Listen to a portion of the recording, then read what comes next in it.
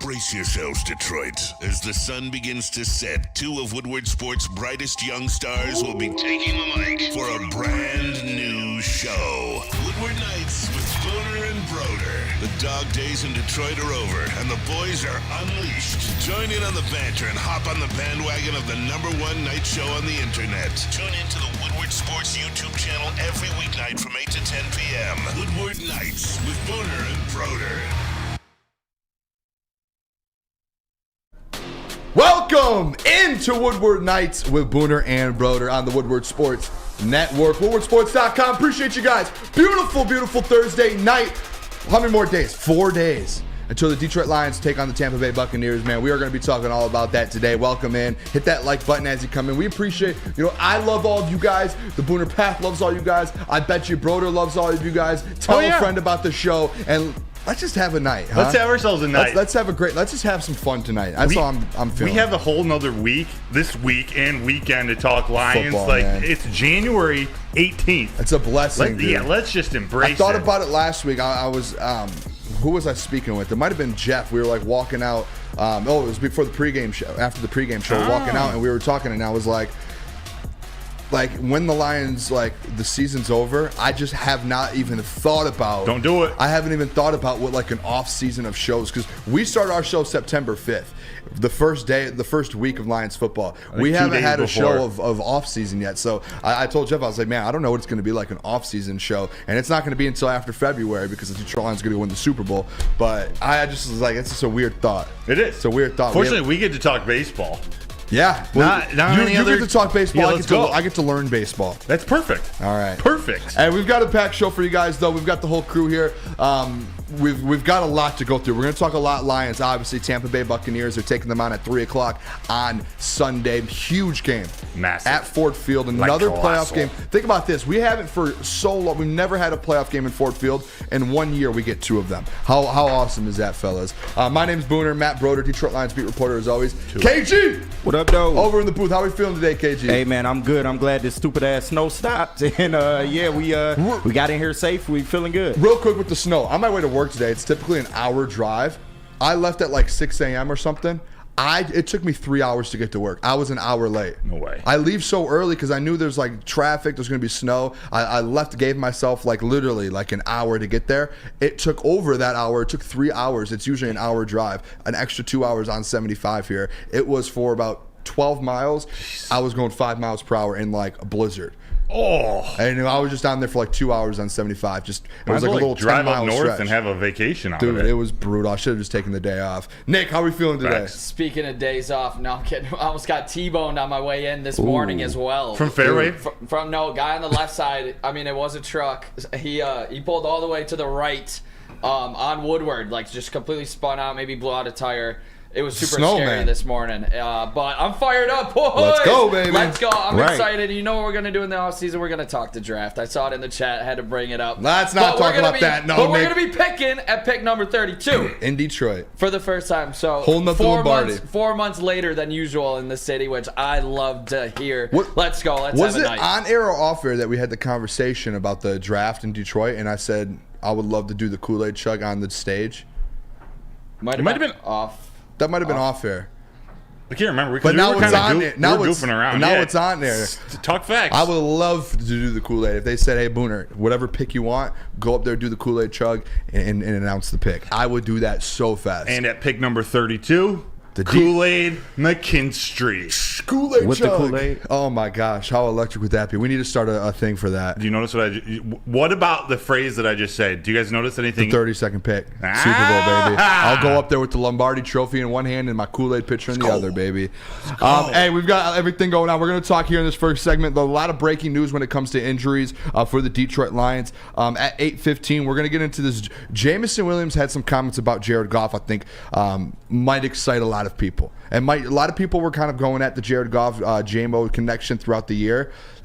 Things have changed a lot, and J-Mo commented on it. 8:30, we're going to talk about the Tampa Bay Lions game, the strengths on each side here. Dive into that. 8:45, Broder.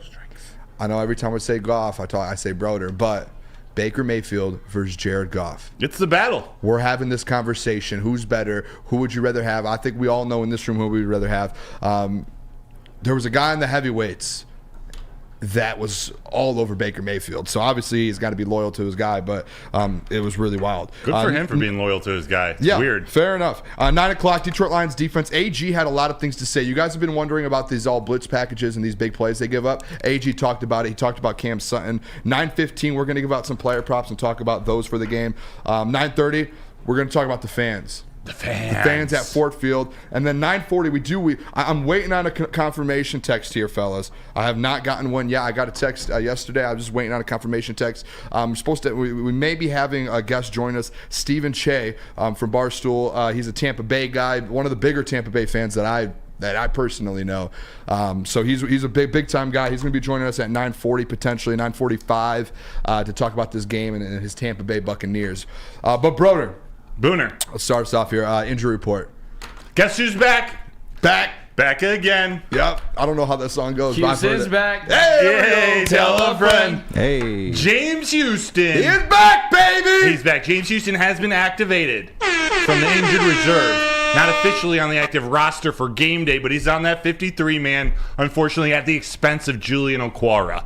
Outside linebackers switching places. But Julian Okwara, if you remember, there was one sack in that Bucs game in Week 6. It was Julian Okwara.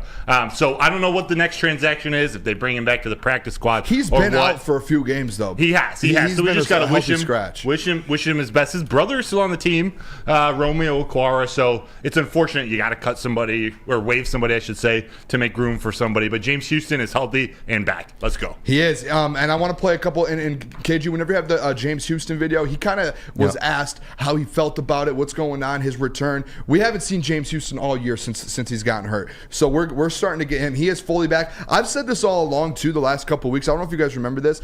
There was a thing where it was like, hey, when is he going to come back? And if he comes back, will he be gradually brought in? It seems like the reason they took a little extra time was to make sure when he comes back, he is as healthy as ever. He's ready to go, and there's no transition. There's no, hey, he's not going to go out there and get a million snaps, but remember last year? Wasn't getting a million snaps anyways, and he was affecting the game. So I'm thinking it's a similar thing going into this playoff games. He's going to get those timely snaps on third down, when you need a pass rush. But James Houston had a couple things to say about his return, and you guys can hear him right here. How optimistic you are for this week? No, I'm feeling great. I'm really excited to just be back, playing for the Lions again. We're in the playoffs, so, big game, but I'm ready. I know you want to play this whole game, but what is your ideal workload coming back? I'm going to leave that up to the coaches. I can't, speculate or anything like that. So, A smile on your face, kind of. James Houston, man. What a freaking stud. He is. That's a great answer, by the way. I'm going to let my coaches handle that. That's the right thing to say. You can tell, though, he wants to get out there so bad. Oh, yeah. He wants to get on that field and go chase down Baker Mayfield. He's got his work cut out for him. If you're in there and you're on the opposite side of Aiden playing left defensive end, we'll call his primary position. On that other side is what this random Bucks pod called the best offensive lineman in the league, Tristan Wirfs. I think we got someone on the line who has something to say about that. Tristan Wirfs going to be James Houston, Aiden Hutchinson all day long. Mm-hmm. Even though James Houston's coming off an injury, he's coming out there ready to go. Yeah, and it's going to be trouble. It's going to be like typically you play this Lions team all year. Yep. It was just Hutch. Maybe you're going to have to. No, now it's like a two-headed monster to where you're going to, no matter what play it is, you're going up against either one, and both of them are elite at what they do. So I'm excited. He's too, and you've been around in Allen Park talking to him a couple times. First of all, he's a very, very humble dude. Yeah. I remember a couple weeks ago when he had his first press conference when he got back in the building, and not a press conference, but around his locker, the interview. The conversations that he had, where he was just like, listen, like we're in the training room all the time, and like all we want to do is get back to help this team win. Like that's all I'm worried about. I'm not worried about my personal accomplishment. All I want to do is come back for this Lions team and win football games. Very humble guy. Yeah. You can see me smiling all the time. Like he loves playing football. He loves being on this Lions team too. It was an interesting pathway to playing time last year, but he persevered through it all and had so much success there at the end of the season. I hope it is a full workload, and your narrative is right. It makes sense too. We want him in the playoffs or Week 18, whatever the case may be.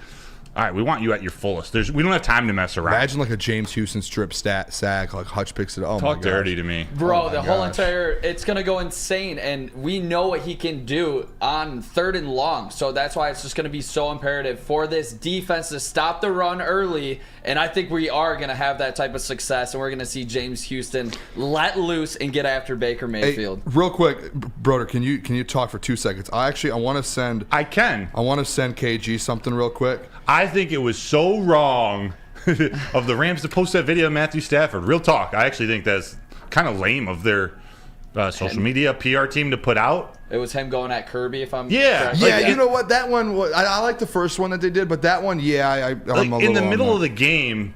First off, they lost. And you don't see people put out too many mic'd up while they lost. But then it's in the middle of the game, like Stafford's fired up and he goes and says something just without any context. That's pretty damaging to Kirby's reputation. At that same time, saying that the play that just tore his ACL wasn't a dirty play. To be honest, do you want me to be completely honest? I think on both sides, it was bad for both sides because Matthew Stafford looked like a complete, you know what, and Kirby, and then he sat there and he's yelling at Kirby, making Kirby look bad, and it was just like. There are certain plays in NFL games to where there's emotion going both ways and people are going to say things. And it's like there's just certain things you just leave out. That felt like it was one of those things where it's like, hey, maybe we shouldn't play that. Maybe Matt was extremely emotional at the time and he said something, off his chest. That, in the moment. Like, I've played sports my whole life and going back and forth with people on other teams, like you definitely say things after the game. You're like, I probably shouldn't have said that to him. And that's a playoff game, 1-point game. There was so much. It's what I said about Patrick Mahomes after that one game where he was kind of bitching at Josh Allen or Sharon Moore after the Michigan game. Like they're in the middle or just finished going to war. Like there are things that you say that just come out, and whether he believes it or not. The fact that it's out there now and just it makes Kirby look so bad, and he's not that type of player. Yeah, speaking of that, I know Kirby put out his own tweet in his own right, defending himself. My question to you guys, with all of the noise surrounding it, it's kind of hard to not block it out when you are mid-game. Like, do you think he will have second thoughts going low on a receiver? No. You don't? I hope not. AG said today Kirby's going to be Kirby. Like there's love to hear that. Like Kirby's just going to be Kirby, and Dan said we hit. Like yesterday, he had his press conference. He said we hit. Like we're going to hit when we do. I tell the guys, keep your head up. Don't put your crown down. Like we're going to keep doing it. I don't think if you think that he would change up, he would have changed up after the hot hit, and he didn't, and he took a lot of heat for that. I'm with you, and I don't know if it's much changing up, but like just a little hesitation in the back of your head, just very slightly. I don't think he. That's the difference between a torn ACL and just a hit in the quad. It's split seconds here. From having grit and being a guy on the, let's say, the Bucs team. True. Kirby's got grit. True. I hope that's the case. I tend to believe it, too. I did think the same thing, though. Like, maybe he will hold backs, but I don't think he will. What if opposing players now, they go after him. They hit him blindside. I did think about that. There was a guy on the Minnesotas, or there was like a fan or something, or it might have been actually like almost a reporter, but not like an official reporter, but someone who covers the team on their own. The guy's a loser. And he like put out something about like a bounty thing. Yeah, that was the guy who was interacting on Twitter. That, yeah. Drew Crazy. P. Weiner. It's unbelievable. Yeah, and that's the shit. That's how it can spread. And that's what you don't want. That's what you like. Kirby is not out there maliciously doing it, and I don't think at all he was. And I know we're over the Stafford and Kelly Stafford drama, but you know what Kelly Stafford said first. That's what Darius Slay heard, and that's what he starts making his own. When stuff the next segment, we do have that Darius Slay video. Just when stuff is taken out of context, it can go a very difficult direction. Did you have the picture I sent? Yep, I got it ready so for you. We were talking about James Houston. I just found this out today. Someone sent it to me.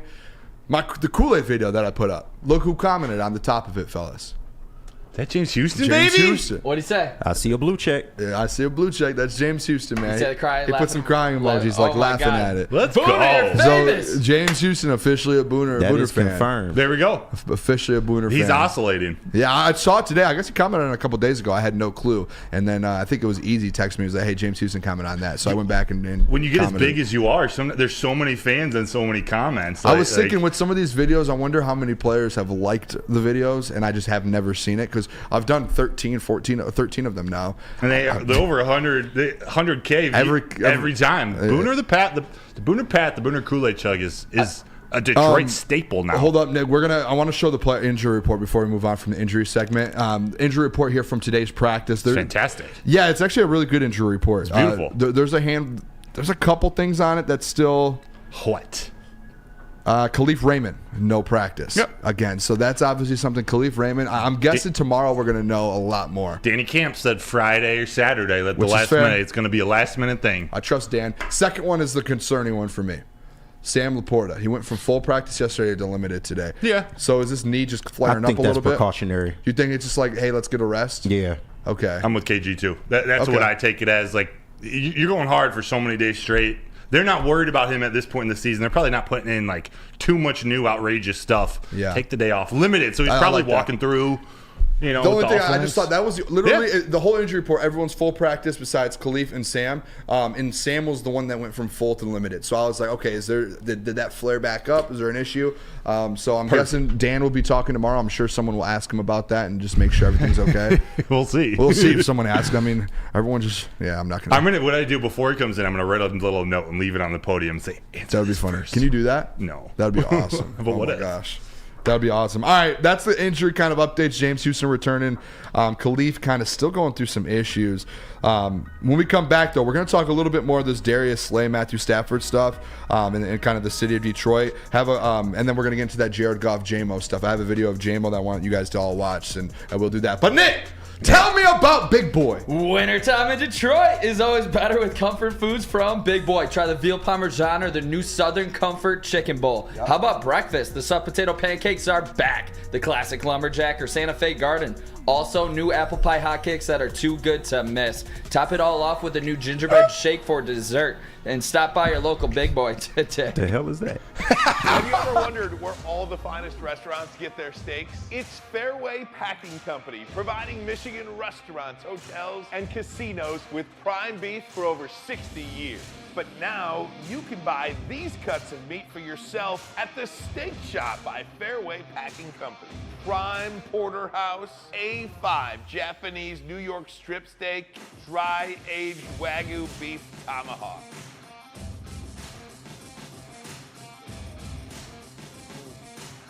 Delicious. Get to the Steak Shop today. Enjoy fine wine, have a private party, and get the finest cuts of meat anywhere. The Steak Shop on Mack Avenue in Grosse Pointe Woods, or order online, fairwaypacking.com. Join Woodward Sports' own Jeff Iafrate along with special WSN guests for the most anticipated Lions season in decades. Filled with different surprises and expert analysis. You're not going to want to miss out. Go to our Woodward Sports YouTube channel on Sundays and tune in live from 9:30 to 11:30 a.m. Come to any Lady Jane's Haircuts for Men for an award-winning haircut experience from one of our talented stylists and register for a once-in-a-lifetime opportunity to win an all-expenses-paid suite for the 2024 NCAA tournament for you and 5 of your best buds. That's right, college basketball's most elite event. You and your 5 best friends just get to any Lady Jane's today for an award-winning haircut experience and automatically register to win the trip of your dreams. Lady Jane's Haircuts for Men, open 7 days a week. Walk in anytime. Lady Jane's, it's wicked awesome. Hey, rip. R.I.P. to the same old Lions. Big thanks to Sheila, Dan, Brad, all of them for putting them to rest. And guess what else found the grave? The same old rock, paper, scissors. Jack Labrador has revolutionized that tire game with 2 new symbols and a franchise-changing 3-point play. Discover the action in jacklabrador.gg now and find out why once you go Jack, you never go back. Hey-o. All right, welcome back to Woodward Nights with Booner and Broder on the Woodward Sports Network. Real quick, I don't know if anyone's noticed, but I am wearing my 2 schools. Saginaw Valley, shout out. This isn't Louisville, I Michigan. thought it was Louisville. I swear I thought it was Louisville. No, Saginaw Valley, Yeah, beaks up, baby. Let's go. Those are nasty. Sorry? Would have been a bad look if it was Louisville and Michigan. No, this is not Saginaw Valley, baby. This was our team, some of our team gear. Used to get so much gear for basketball. We would get Nike, sponsored by Nike. I remember watching Louisville beat Trey Burke. Oh my God, let's not talk about that. Let's not do that. Hancock. Hey, welcome back though. Hit that like button. I'm gonna cut Broder off on that one. Hit that like button if you guys haven't already. Smack it. Let's get over 100 likes before the end of the first hour. I did see Robert Lane in there. Sag nasty, yes sir, baby. Sag nasty. The 2 parts of this segment here. Let's do the first part kind of quick. Kind because I want to talk about the Jared Goff, JMO stuff. First part of this, though, obviously, Darius Slay today had some comments about Detroit, and I don't think it was in a bad way. I think Darius Slay still loves the city, and I think it's the same. I'm going to have the same take on Darius Slay as I do on Matthew Stafford. I'm still a huge fan. Like, he was a huge part of our city for a long time, and same with Matthew Stafford. I'm not going to go back and forth on my takes with it. It's like some people are like, oh, Matthew Stafford, no. Oh, but I love Darius. Like, no, I'm on the same side with both. But he did have some kind of weird comments to say. I'm a big Slay fan. I like Slay. I don't really like this. I'll say this. What he said, he probably could have said it a better way. The terms he used, the vocab he used, like the words he used, probably wasn't the best, and he probably could have just said the same thing without using some of the vocab that he did. But here's Darius Slay on the Matthew Stafford booing situation. Oh, man, I'm so happy for the Lions, man. I'm glad what they're doing is going on crazy over there, playing good, playing great football. Excited for it, man. I see they deserve that, man. But heard they booed Stafford. That's the only thing I don't like there. That's kind of bad right there. I ain't gonna lie, Detroit, man. I know y'all playing him in the playoffs and y'all want to win. Y'all could have gave him a little standing ovation for 30 seconds. Just acknowledge that what he did for that organization for 12 years. And but to do that and boo him and his kids and all that kind of stuff, I ain't gonna lie. If I was Stafford, I probably wouldn't have stepped back over there no more. Yeah, that's bad business. They should have kind of fixed that. They should have did that. That was terrible, Detroit, man. We got to be better than that. They got to be better than that, because they some good fan bases as well. But yeah, they can't do that to staff. Because I came there, even though they was losing. Because now they was losing when I came there. They gave me a little standing ovation when I came there. I did a lot for the city as well. But shit, not close to staff. So I expected him at least. I know they was losing when I came there at that time, but now that they win, they want to get uppity like that on that man. And he the one brought y'all back a little bit from 0-16, and he all that. He's a tough dude too. Now he take a lot of hits and came back and broken ribs, winning games for him, and all that kind of crazy shit. And to do stuff like that, that's kind of bad. And I don't like that. Yeah, Detroit, man. I know I might probably lose some fan base over there, but it's all right. But for my dog staff, that's kind of bad. Though, Did they go to the title game? Do you think? I want them to go for the city, for the city. Really not for the city, I'm lying. For the players. I lied. The players being amazing. I lied. For the players. For them players doing an amazing job. I love what they're doing. I love what the coaches over there doing, man. They're believing in them, believing in their coaching staff over there. So I love it for the players. I love for the players to get All right, you guys heard it. I'm going to be completely honest. When I first did this segment real quick, this might go the whole time. That's Probably terrible. not the whole time, but I didn't hear that second part. I'm going to be completely honest. The very end? Where I didn't hear the end. I did not hear him say, well, not for the city, but that. Live. You could see his brain going, I just want it for the city. No, actually. And he tweeted out after all this came out, and he said, I got nothing but love for Detroit. So I think that's back there is not real. That one is kind of like he realized he shouldn't have said that as well. I'm going to say this real quick. All right. The Matthew Stafford saying it was after a playoff loss and an emotional and all of that. Broder, it looked like you have breaking news over there. Basically, no, not Lions related, just my friend Robert Lane related. Okay. But / Harry Mack related. The Matthew Stafford comment, when he did that, and I had conversations with a lot of different people about this, and I think everyone had a similar take to where it was he just came off a game. He probably had 4 concussions, and he just lost a huge playoff game. So the way he answered that question probably wasn't the best, but in the moment after a playoff loss, you probably don't want to even hear that question until a couple days later. And again, if Matthew Stafford got asked that question today, I'm sure it's a different answer, even if that didn't blow up the way it did. Darius Slay had days, and he knew everything that happened, and he knew. For him, this is my initial. For him to go out there and say, I'm not going to be happy for the city. I'm happy just for the players. That's ridiculous. Because at the end of the day, all those losing seasons, and I know Nick's he doesn't like the Matthew Stafford side because he didn't win. As much losing as we all went through here for that long period of time, for the support that team got and some of these players got behind from the fans, what are we doing here? We supported everyone through thick and thin, man. Through everything, all of the downs. Never wanted anyone out. Always loved Darius Slay. Always loved Matthew Stafford. Always loved those guys. The Matthew Stafford thing, I'm gonna put to the side because it was after a playoff loss. I get that. I still love Matthew Stafford. But the Darius Slay thing, dude, it's a day.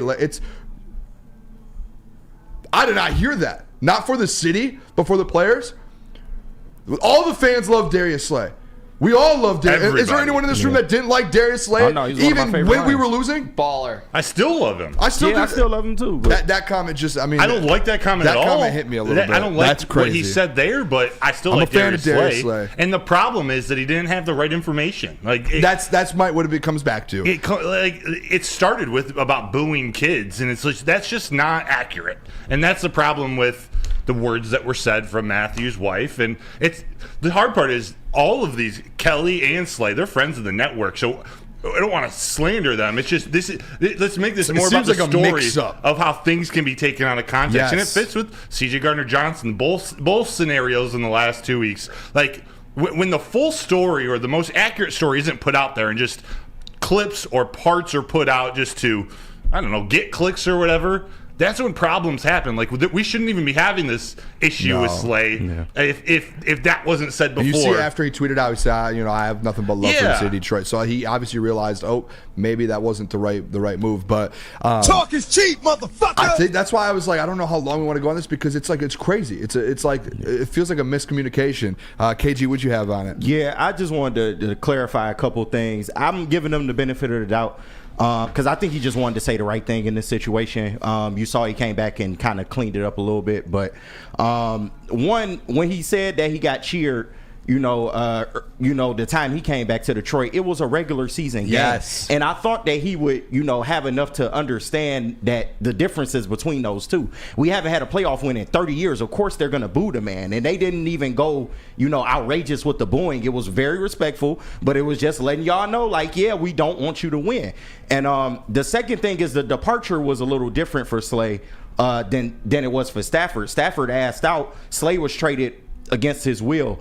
And I think he hasn't been around, so he doesn't really understand maybe as much as he used to. So I'm giving him the benefit of the doubt for that. And real quick too, the thing with it as well is Slay has to realize as well when they come back next year, the Rams are here next year. Matthew Stafford will get his flowers. Yeah, it's regular absolutely. season, just like any other player that goes back. If a player plays 12 years, like when Tom Brady went back, I'm sure to New England. When a player goes back after playing 12 years to somewhere, if it's not the playoff and it's the regular seasons, he's going to get his little standing ovation. He's going to get his video. People are, he'll be able to have the after the game, go hug and kiss everyone and go talk to fans. Yeah. He's going to have that moment in Detroit. They play them next year. The booing it's not because hey, we hate Matthew Stafford. It's, exactly. Hey, we have a playoff game we haven't won since the 90s. Yeah. And we're gonna we want to win this game. Nick, I'm coming to you. Yeah.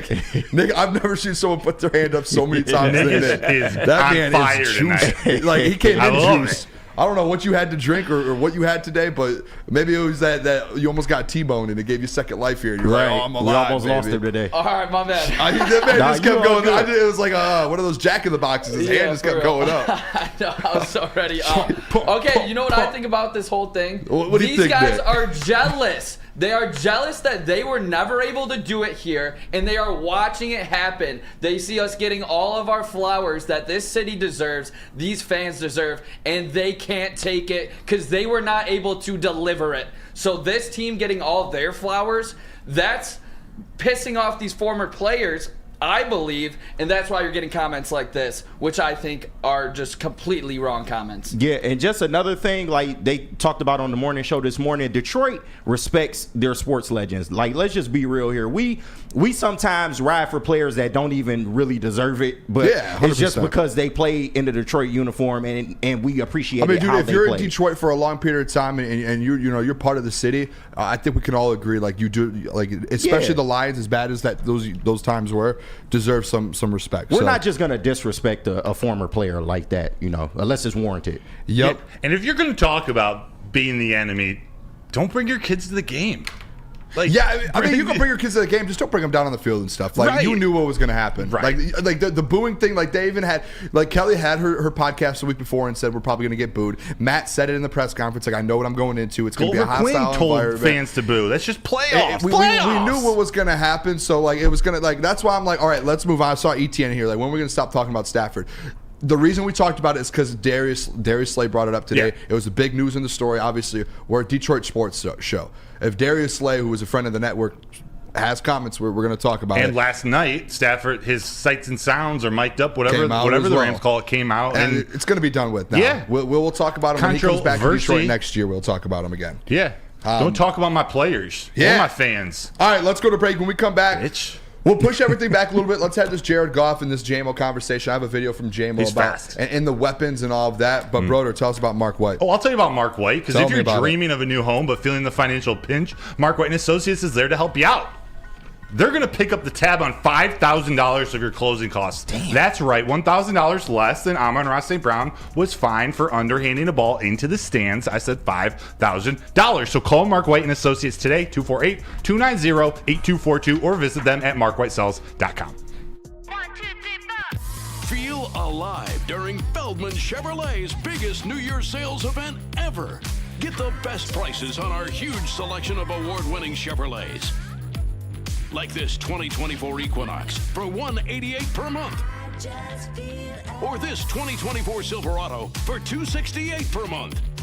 It's the New Year's sales event going on now at Feldman Chevrolet, Michigan's #1 Chevy dealer.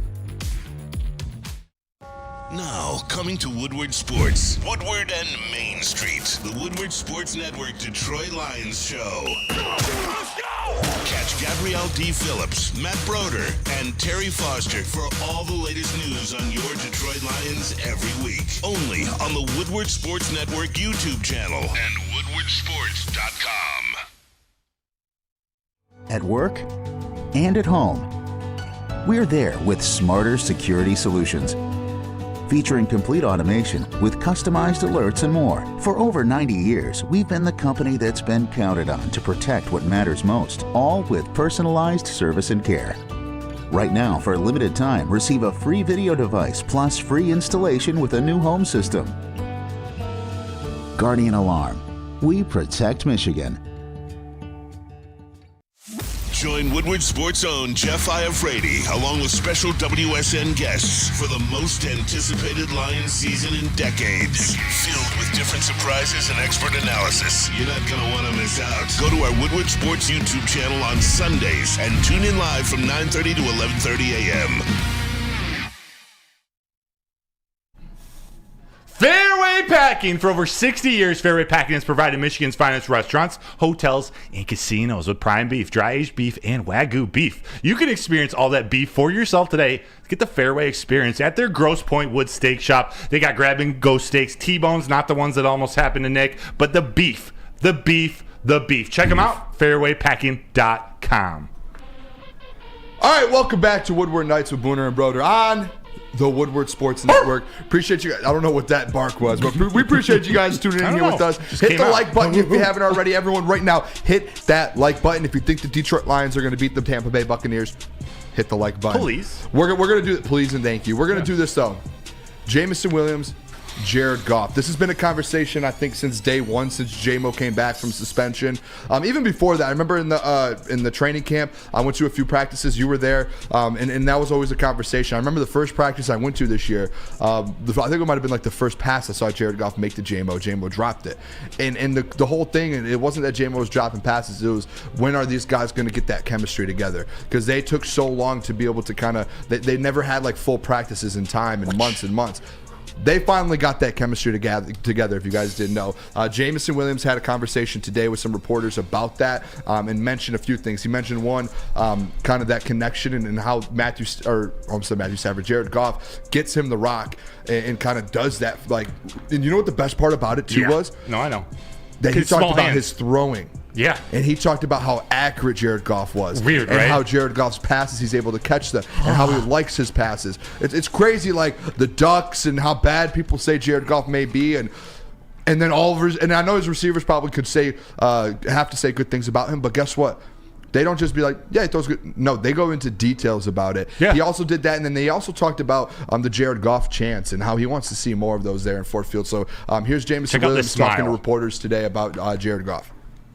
Very on point, and he's with the details. It means a lot to this offense and things he do. So that's really the main thing. You feel like those details are becoming more and more second nature for you and him as you guys continue to grow? It came along like that weeks ago. You know, as I started getting more reps in the game. So that's how that came along.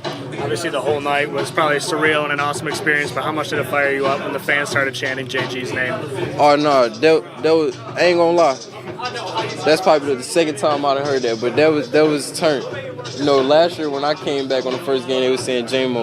But when they said it JG, yeah, they was doing that all game. They need to do that again this week. Do that again this week for everybody. Everybody. Whoever get the ball, I just need y'all to yell their name. Whole name. Hey, man. J-Mo loves it being in Detroit. And we didn't have the clip of it, but at the very, very beginning of his media availability, the very first thing that he said, and I didn't hear a question before it, so I don't know what the question was or anything. All I heard was, like, as soon as the video started, the comment was, I'm going to be in Detroit for a very long time. Mm-hmm. And he's going to be here for a very, he loves it here. Obviously, if you're winning, it makes it better to be here, but winning and the relationship he has with Jared Goff, and you guys heard at the very beginning there, him talking about Jared Goff's passes and how, accuracy and being able to catchable balls and, yeah, and I think the question was asked to him at the beginning. I think it was Will Birchfield about. It was like, "Hey, Jameson, like you're out in the community a lot. You're all over Detroit. Like, why is it so important to you to, show your face or give back or just embrace the community?" And that's what led to the comment about I plan on being here for a long time and stuff. So it was a great answer. I love when Jameson's smiling like that. Like that, there's something good going on in that locker room. It's not just his connection with Goff. Like he's feeling good about the city, who apparently, actually, I won't get petty. He's feeling good about the city. You can get petty. No, I will. What are you going to say about how a lot of the people were trying to bring him down about the fireworks stuff? Yeah, or more just him handing out water bottles to people and just anything that he did.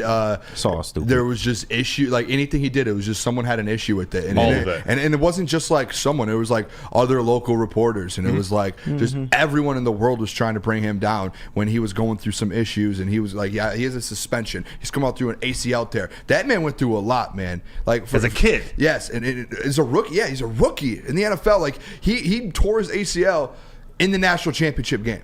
Yes, and then like imagine doing that when you're leading. You go down, your team loses, and then you have to turn around. You get drafted. You're supposed to be a top 10 pick. You fall in the draft, and then you have to go through that rehab through go and go and go, and then you get suspended for the dumbest rule of all time. And he got suspended for however many games it was, and then obviously the NFL realized how dumb it was and let him end up coming back. So like all the slander that Jameson Williams took, man. And I'm proud to be able to say I didn't go at him at all because I knew what he could be and what he was going to be, and as a young athlete like what they go through in the NFL, and he kind of overcame all of that. Now he's starting to come into his own, man, and I think like this connection with him and Jared Goff, Broder, it's going to be something very scary. Like you have Amon-Ra St. Brown as your number one. Once J-Mo gets going, that 1-2 little duo there, whether it's in the playoffs this year or ends up being next year. That's going to be one of the top duos in the NFL. I truly believe that. They now have film connecting on deep passes, connecting on passes all over the field, whether it's in the middle of the field, behind the line of scrimmage. Now other teams have to game plan for it, so he's already going to make a difference. Jared Goff and him are gathering up, are creating a really good connection to each other, and it's such a good balance with the different levels that they have on offense with, Sam Laporta and St. Brown kind of managing the middle. You got both running backs who can catch out of the backfield, and you got Jameson Williams, a deep threat. Sprinkle in, Donovan Edwards and Josh Reynolds and Khalif Raymond. Holy crap. Like this is what Ben Johnson and whatever coordinators are next year gets to work with. Like that's the key to this, how this all works out. And Jameson Williams is a massive part of that, whether it's 1 catch, 0 catches, or 10 catches. Him being out in the field is huge for this offense. Real quick, too. I want to look into the people too, just like I said before. All those people that wanted to go at J-Mo last year through all of this, like you're gonna see what this man can do. Mm-hmm. You're gonna see when in the last 6-8 months when we were talking about that he has the highest ceiling on this football team when it comes to talent. Jameson Williams has the potential to be one of the best wide receivers in the NFL without doubt. His peak. So all those people who went at him for all the things that he was doing when he was hurt in the offseason, when he was going through training and kind of getting back. Now a lot of people are going to start looking stupid because in the playoffs going forward, He's going to start going off. And then when it comes into next season, he's going to start going off even more and more. And his connection with Jared Goff, being able to kind of get that feel with him and Amon-Ra St. Brown on the field at the same time. Jamison Williams is going to end up being one of the top in the league. And this wide receiver duo, Amon-Ra St. Brown, J-Mo, they will be one of the best in the NFL. It's going to be like the Tyreek Hill, Jalen Waddle. It's going to be just like that. T. Higgins, Jamar Chase. They are going to be elite. Jamison Williams, stop sleeping on Jamison Williams. He is a playmaker, and he has the highest talent ceiling on this football team with that speed he has. Nick? Booner, and you think about a big play potential. You know when he had a big play? When this offense was slow in Tampa Bay. He caught a massive touchdown from Jared Goff that was a key to winning the game. I'm thinking the same thing happens this Sunday at Ford Field. We know what Todd Bowles loves to do, bring pressure. Just one running back picks it up. You give J-Mo one step on a safety, sayonara. J-Mo, big game this Sunday, and I love the comments that he has there with Jared Goff. And you think about the old days, that connection now. Liking the Lamar tweets. See how far that this dude J-Mo has come in the last 2 years. It's unbelievable to see. Absolutely love it for him and this team. One of the hardest things to do as a rookie is not be healthy when you're entering the league. You don't get to be a part of that. The team building stuff and just getting to know the offense and how just becoming a professional. And I'm not saying he wasn't a professional, but all the things that go along with your practice schedule and diets and nutrition and everything. It's hard to be a rookie and be injured. A quick example with that too. Travis Kelce had the conversation, or he made a point about Rashee Rice for the Chiefs, and he said the one thing that's so impressive about him, and obviously J-Mo didn't really get that rookie year, and he said with Rashee Rice is typically receivers in their first year, it's so hard to adjust and kind of make that step because coaches are throwing so much at you. You have to know your whole offensive game plan. You have to know your whole playbook. At the same time, you have to make reads on defense. You have so many things to do, and he was kind of giving Rashee Rice the props, saying that he was able to kind of come along with that very quickly. You look at Puka Nacua did it really well in LA. It took Amon-Ra St. Brown 8 or 9 games. Yeah. So like a guy like Jamison Williams, you could say, oh, well, he's going into year 3 now next year, and he still hasn't really blossomed. Listen, he didn't play that whole first year, and he came in limited snaps, right? This year, suspended at the start of the year, didn't have a training camp. Let him get involved, full training camp, full practices into next year. He is going to be very scary. And shout out to Chef Talks NFL. He said, I'm the number one J-Mo gatekeeper. Give me my props, Booner. You got the path. I'm the keeper of J-Mo. Shout out Chef for that. I love that. And I love that it's not slanderous anymore to be a J-Mo gatekeeper. Like, that's what anyone who supported him when this all was happening was a J-Mo gatekeeper, just like a Goff gobbler. Yep. Now it's just great to see him talk about catching passes from Jared Goff and how he loves his ball. He's not worried about that he can't throw 75 yards on a line. He can obviously hit him 63 yards on a dime. The keys to wisdom in the chat said J-Mo has potential but has not even come close to realizing exactly. A couple moments here and there is not a stud wide receiver. Okay. Yet. Not yet, but you have seen him make big plays and big moments, just like that Tampa Bay play in Green. Like, he has made plays. Once he gets into this offense and starts getting a feel for everything and he starts getting more involved, those big plays are going to come more often. That's how good he is. They're going to come more often. Like, once he gets more, that's what you have to, I know it sucks saying, oh, patience. Like, again, you have to remember he was out for the first 4 weeks away from the team. He wasn't practicing nothing. He's just starting to get more involved. And this is a top 5 offense already that we're talking about. And he's trying to go into that. It's hard to go into any offense in the NFL, but a top 5 one that's already established. And we see how much it's timing driven. Like the play to hear, was it Baldinger or Orlovsky describing the touchdown pass to Laporta? And it's like, they had to know Jared Goff and Sam Laporta had to be on exactly the right page because it was a read how he was Laporta had to read what the linebacker or the safety covering him had to do, and they just have to be on perfect timing. And it has to do with running routes when you're not getting the ball to. Nick, what you got? Yeah, and Goff trusts him now, which I love to see. He's been going to him earlier in games. And think about the end of game in Dallas, entering that fourth quarter. Massive 60-yard bomb to who? J-Mo gets this offense ignited. That's what I love to see. And you think about the contested catch against the LA Rams for 13 yards. That is a tough-ass catch, and now he's making them. Goff isn't throwing that earlier in the year. He's not even considering throwing that route. Not a chance. J-Mo might not even be running that route earlier, but they've come so far. By the way, I did say Donovan Edwards. I meant Donovan Peoples-Jones. I got my Michigan legends crossed up. Oh, it's all right, bro. It's 2 Michigan legends. You're all good. All right, we're going to hit break. When we come back, Broder, we're going to do Detroit Lions versus Tampa Bay Buccaneers. Want to get all of Tampa Bay's strengths. As crazy as that sounds, I just want to see, like, on offense, where we feel like the Detroit Lions need to get stops at and kind of take that away from the game. And on their defensive side, see where the Detroit Lions, where they might not be able to kind of attack, but where they can kind of find some advantages with that. So let me tell you guys about Guardian Alarm. Guardian Alarm, they have customized solutions from real experts. Our professional technicians, they take the time to recommend security and automation solutions that are specific to your needs. They have 24/7 professional monitoring. You can give them a call anytime, day or night. And know that a Guardian Alarm team member, they will stay on the phone as long as needed. That is technology that is backed by people, where your safety and security deserves technology has been proven to work and people have been proven to care. Make sure for a great defense, fellas, make sure you call this number right above me. That is 1-800-STAY-OUT. Come to any Lady Jane's Haircuts for Men for an award-winning haircut experience from one of our talented stylists and register for a once-in-a-lifetime opportunity to win an all-expenses-paid suite for the 2024 NCAA tournament for you and 5 of your best buds. That's right, college basketball's most elite event. You and your 5 best friends just get to any Lady Jane's today for an award-winning haircut experience and automatically register to win the trip of your dreams. Lady Jane's Haircuts for Men, open 7 days a week. Walk in anytime. Lady Jane's, it's wicked awesome. Woodward Sports' own Tom Mazaway and Sam Stick Day will be hosting our Lions postgame show after every Lions game all season long. Tune into the Woodward Sports YouTube channel for his hot off the press takes, game analysis, and Kool-Aid sipping celebrations. You won't want to miss it. Join Maz, Stick, and special guests each week immediately following every Lions game, exclusively on the WSN YouTube channel. Brace yourselves, Detroit. As the sun begins to set, 2 of Woodward Sports' brightest young stars will be taking the mic for a brand new show. Woodward Nights with Booner and Broder. The dog days in Detroit are over, and the boys are unleashed. Join in on the banter and hop on the bandwagon of the #1 night show on the internet. Tune into the Woodward Sports YouTube channel every weeknight from 8 to 10 p.m. Woodward Nights with Booner and Broder.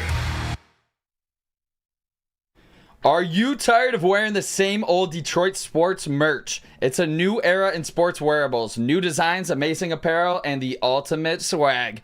Check out Woodward Sports' latest gear at woodwardsports.com and click shop. Hoodies, tees, and the hats that are guaranteed to turn heads. Get the latest designs today at woodwardsports.com and click shop.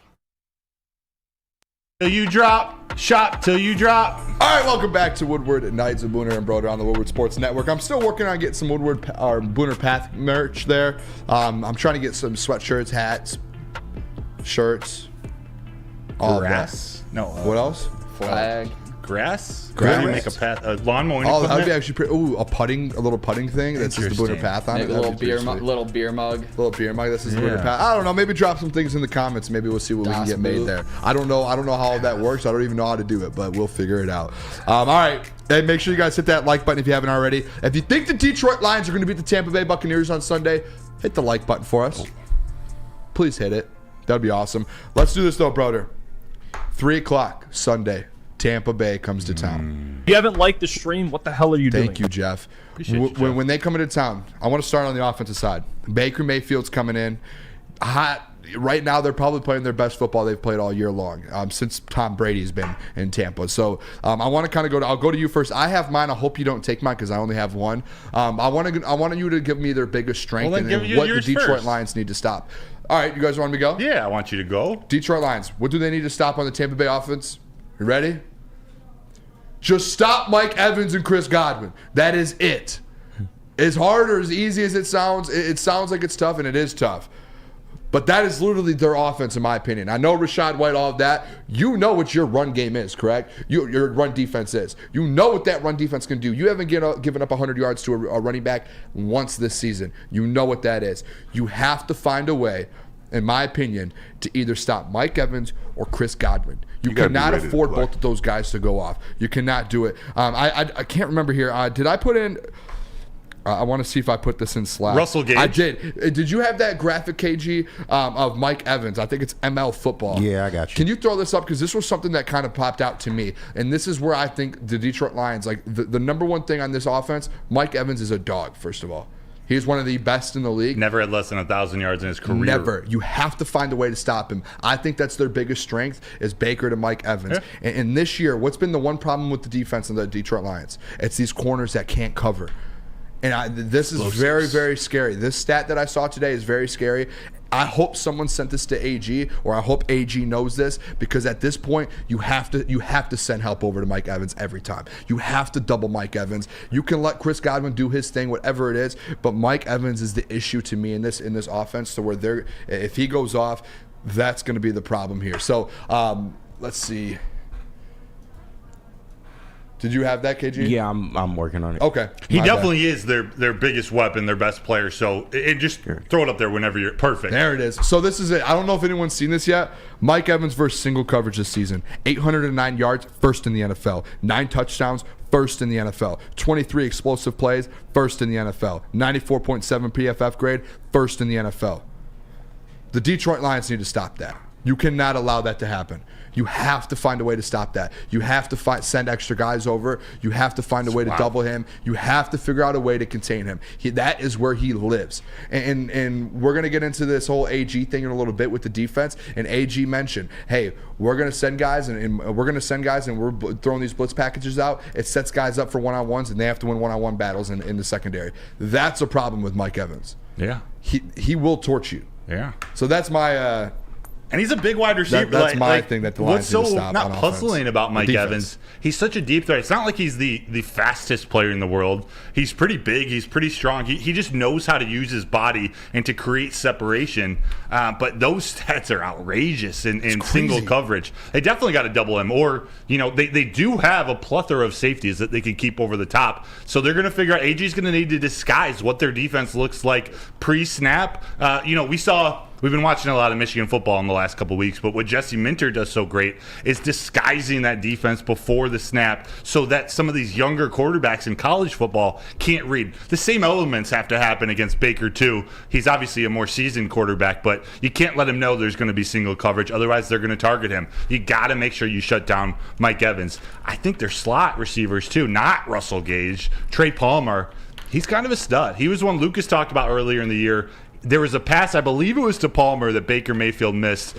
So it's not like it's just Mike Evans and Chris Godwin, but those are definitely their two best offensive players. So that, to me, I agree with you 100%. The number one part of their offense is you got to shut those down. I think the most important part that the defense needs to do, the Lions defense that is make sure that Rachaad White doesn't beat you. They've done it all year, so this is where they should feel confident. But you got to make sure that Rachaad White doesn't beat you, not just in the run, but out of the flats. He's one of the top receiving running backs.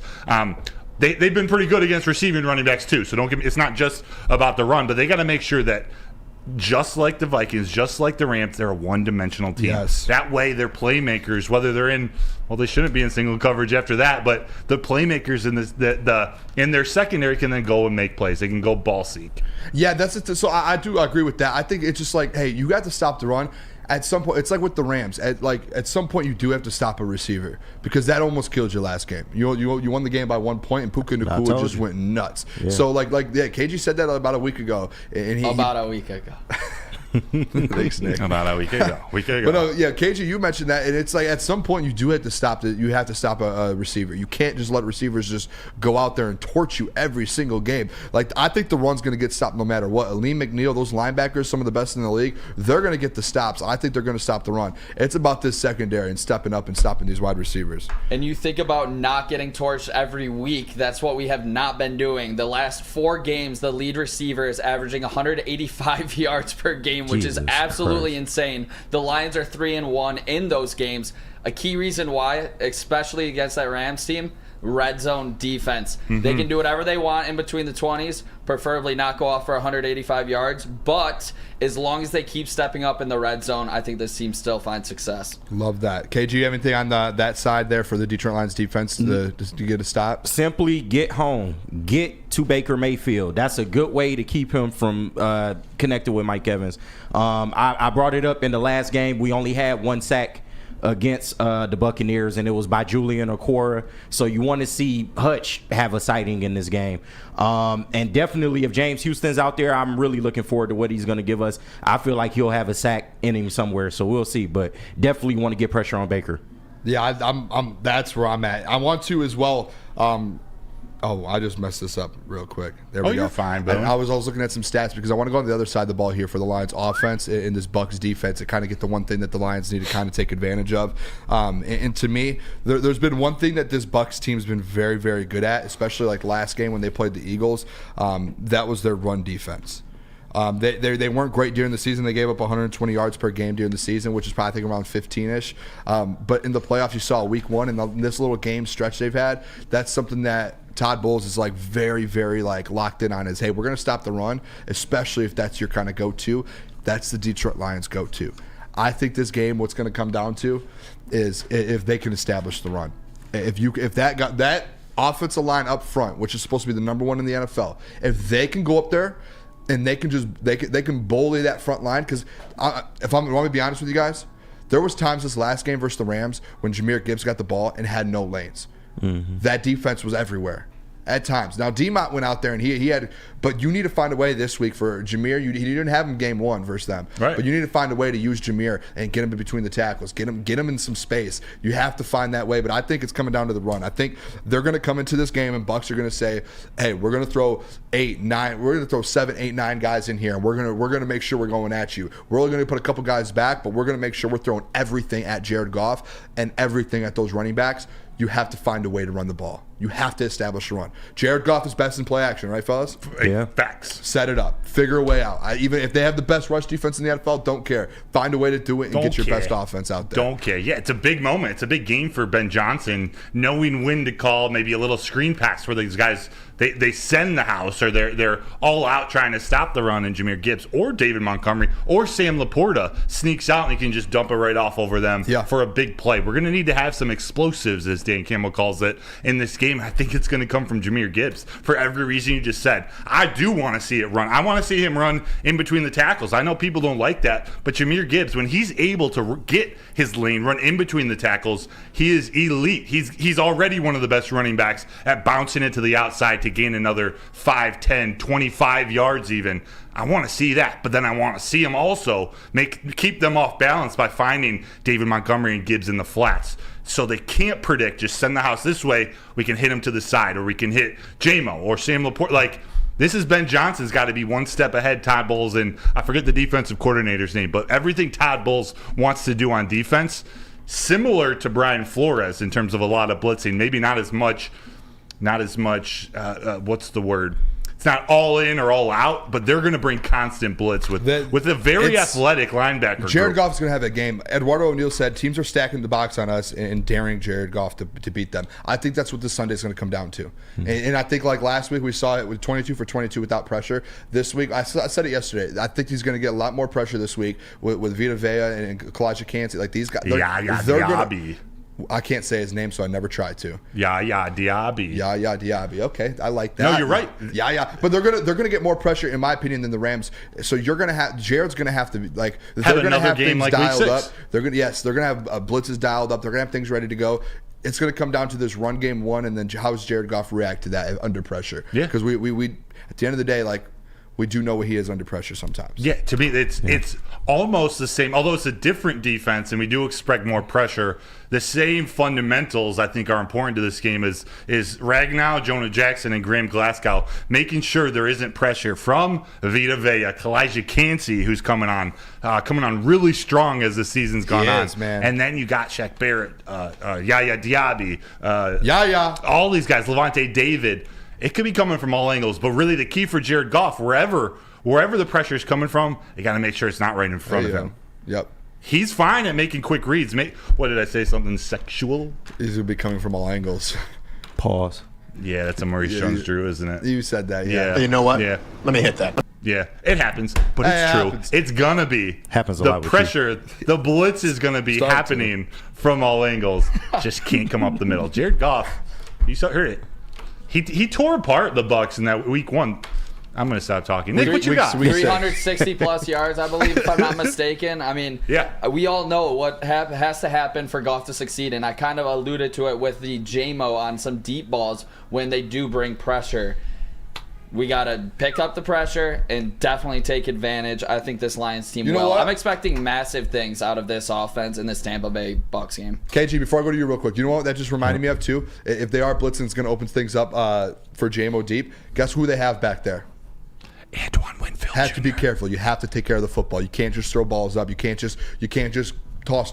No, you have to know where he is at all times. This is still a good secondary that's played in a Super Bowl and has won a Super Bowl. You have to be careful with that too. KG, do you have anything on that as well? They got good corners too. They're just having a bad year in the secondary. But this game lives and dies on the offensive line, y'all.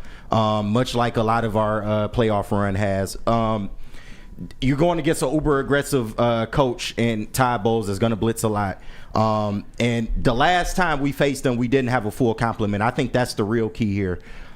We did not. I'm not sure if we had all of our offensive line, but I know for a fact Jahmyr Gibbs wasn't, being used like that, or he was out at the time, and D-Mont went down in that game. So they haven't really even seen a full taste of this Lions run game. So if the offensive line does its job in opening up those holes for the run game and also being able to pass block for Jared Goff, I don't see how they don't dominate. The Lions are going to put up a lot of points in this one, y'all. I love that. I've been thinking about my score prediction today. I don't know what I'm going yet. A lot to a little. If you guys don't remember, I do have the NFL script. That is a very fact. I've been very close on a lot of these games. Interesting. I think the data might say otherwise. Uh-oh, shots fired. Wait, are you talking about like the pick'em? Yeah. I'm talking about the score predictions. Fair. Come on, man. Fair. Don't do that. As we go through the week, do you not feel a little more confident in the offense? I do start, not even just the offense, just the team in general. I start to gain confidence. As you talk, KG was selling me. Yeah. And as you just talk about the game in general and just kind of talking it out, like you go all week. We talk 10 hours a week on it. You start to kind of just feel a little bit more and more comfortable. I'm always going to be nervous, especially for like playoff games. There's always going to be that side. All right, when we come back, we're going to go to break real quick. When we do come back, and by the way, I do have a confirmation at 9:45 in, we're going to have Stephen Shea from Barstool Sports. Boom! Tampa Bay Buccaneers, super fan, VP of football operations over at Bar. He has all that. He'll be joining us, I think, about 9:45. He just told me, I think. So just stay around for that. Make sure you guys stick around. Let me tell you guys, though, Planet Fitness, it is the home of the judgment-free zone where anyone, and we mean anyone, can feel comfortable and work on their fitness goals. Over at Planet Fitness, you'll experience squeaky clean gyms that has tons of equipment, full body workout in just 30 minutes, and all memberships, they include fitness training. Get all of that for just $10 a month. No commitment. No matter where you are, there's a Planet Fitness close by. There are more than 50 in the Metro Detroit area, thousands throughout the world. Fellas, it is Planet Fitness where your fitness is essential. Thank you, brother. Now, coming to Woodward Sports, Woodward and Main Street, the Woodward Sports Network Detroit Lions show. Let's go! Catch Gabrielle D. Phillips, Matt Broder, and Terry Foster for all the latest news on your Detroit Lions every week. Only on the Woodward Sports Network YouTube channel and woodwardsports.com.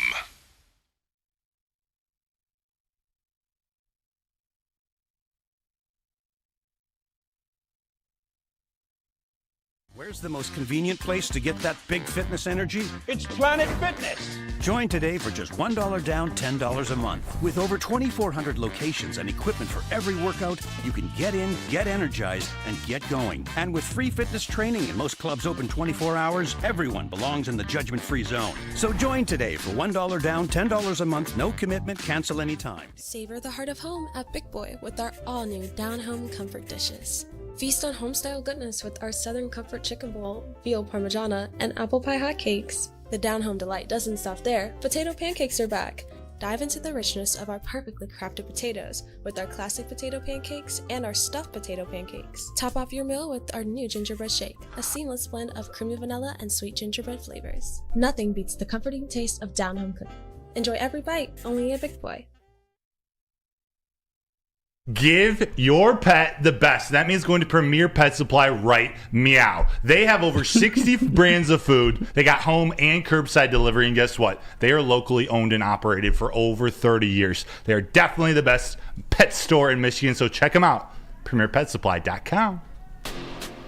All right, welcome back to Woodward Nights with Booner and Broder on the Woodward Sports Network. Appreciate you guys all locking in on this beautiful Thursday night. 3 or 4 days until the game day here in Detroit. Second playoff game ever at Ford Field, man. That's the place going to be rocking. We do have a segment later about the Ford Field and the fans at Ford Field. A lot of people have been talking about it, to be honest. A lot of people. A lot of people have been talking to Baker about it. About it, yes. And Baker seems to be a little... We're not going to get into that yet, but I know. What we are going to get into is Baker Mayfield versus Jared Goff. This little thing that's going on here, it seems like that's the storyline. The battle of number one picks. The battle of number one picks. There's something, though, with it that I want to bring. I want to show the people. Show them. I want to make sure. I did put it in there. All right. Dan Orlovsky. Dan. Did top 5 scariest quarterbacks remaining in the playoffs. Now, fellas, real quick, I just want to throw this out there. Maybe someone who's been to a Super Bowl, and I know he didn't put a ton of stats up, but a veteran who's led a top 5 offense in the NFL for the last 2 seasons, who has Ben Johnson behind him, who has an all-pro wide receiver in Amon-Ra St. Brown, who has an all-pro tight end in Sam Laporta, who has the best running back duel in the NFL. I could keep going, who has the number 1 offensive line in the NFL. Maybe that quarterback's pretty scary. I'm just going to throw that out there. Maybe a quarterback that's second in the NFL in yards, total yards. Maybe it's top 5 in touchdowns, top 5 in a few other quarterback categories. Look at this Dan Orlovsky top 5 list here, fellas. I was a big Dan Orlovsky fan. I'm going to say I still am a big Dan Orlovsky fan. Dan fucking up this week. But the last 7 days have been a bad 7 days for this man. For those listening on audio only, he's got Lamar Jackson number 1, Josh Allen number 2, Patrick Mahomes number 3, Baker Mayfield number 4, and Jordan Love number 5. Oh my God! Not even CJ Stroud. Oh my gosh. Like that. Come on, Dan. Dan. Dan, laces out, Dan. Dan. I think what happened here, and if I'm going to be honest here, he's doubling down. I'm with you on that. But so I mean, Jared Goff has about 500 more passing yards, 2 more passing touchdowns. He does have 2 more interceptions. He has Baker has a QBR of 54.4. Jared has a QBR of 60. He had a better year all around. His team won more games. He won a division. He just won a playoff game. At home, he's inside when it's not cold. He is a great quarterback. So Booner, it's crazy. Do you like scary movies? No, I hate them. Okay. Bad example? No, good example. Okay. I'm trying to do. Want to ask you or just make the statement?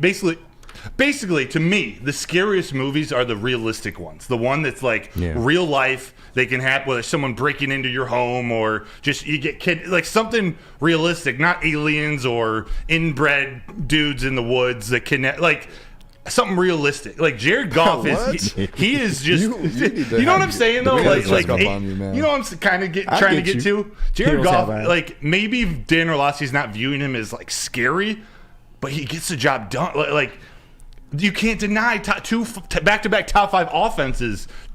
He's taken. Actually, I'm not going to give that little stat. I think we have a graphic coming up. But he's led multiple teams to playoffs. Playoffs? Like, I got to pass this back to you because I'm going nowhere with this. But KG, I'll go to you. I'm just trying to get some stats here, but Broder, I'm trying to get some stats here. You're just talking yourself into it. I'm in a circle right now. You know what I'm saying, though? Hey, KG, what do you think about Baker and Jared Goff? Who's scarier? Oh my gosh, I've never seen that. I was going to talk about the list. Do you think a lot of people are still holding that 4-week little stretch that he played bad football against him? Because that's really what it seems like at this point. What else could you draw to make you put Baker Mayfield above him in this playoff list? I don't know. Maybe you leave Goff off for some insane reason. CJ Stroud should be on there. Right. I think ahead of both Baker and Jordan Love. Definitely Baker. Yeah. So I just went and got some stats, and this is just regular season stats here too. So Jared Goff, 12 games for 240 plus yards thrown. Baker Mayfield 9. Oh. This one's closer. Baker did get him in this, but in multiple touchdown games, Baker had 10, Jared Goff had 9.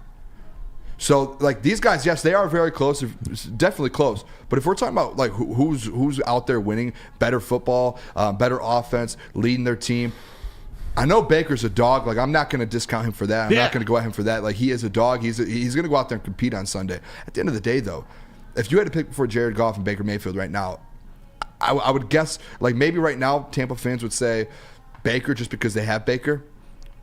Before the season, they all probably would have said Jared Goff. Yeah. Because they just I mean, at the end of the day, like he was in a quarterback battle with Kyle Trask to start the year. Jesus. And I get that's at the start of the year, but like Jared Goff's a better quarterback in my opinion. Baker was written off last year, man. Like, yeah. I got another stat for you. Jared Goff led the league in passes of 20 yards or more. I think maybe the most in like since 2017 also. Yeah. Like I think it's stretched. His stats are surprisingly elite. For those that say he can't throw the deep ball, he led the league in that. Right. So. And also puts the ball where it needs to be for his receivers to have yards after the catch. And my thing for this game here, or for Baker versus Goff, one of them's 12-5. One of them's 9-8. Yep. Leads a team to wins. That's a big thing in my eyes. Another thing why people are so hyped up on Baker, he just destroyed a Matt Patricia defense. I got no respect for that. We all know what Matt Patricia's defenses are. They're horrible. Hey, I don't know why everyone's putting so much stock into that. Real quick, you said what's Baker's record?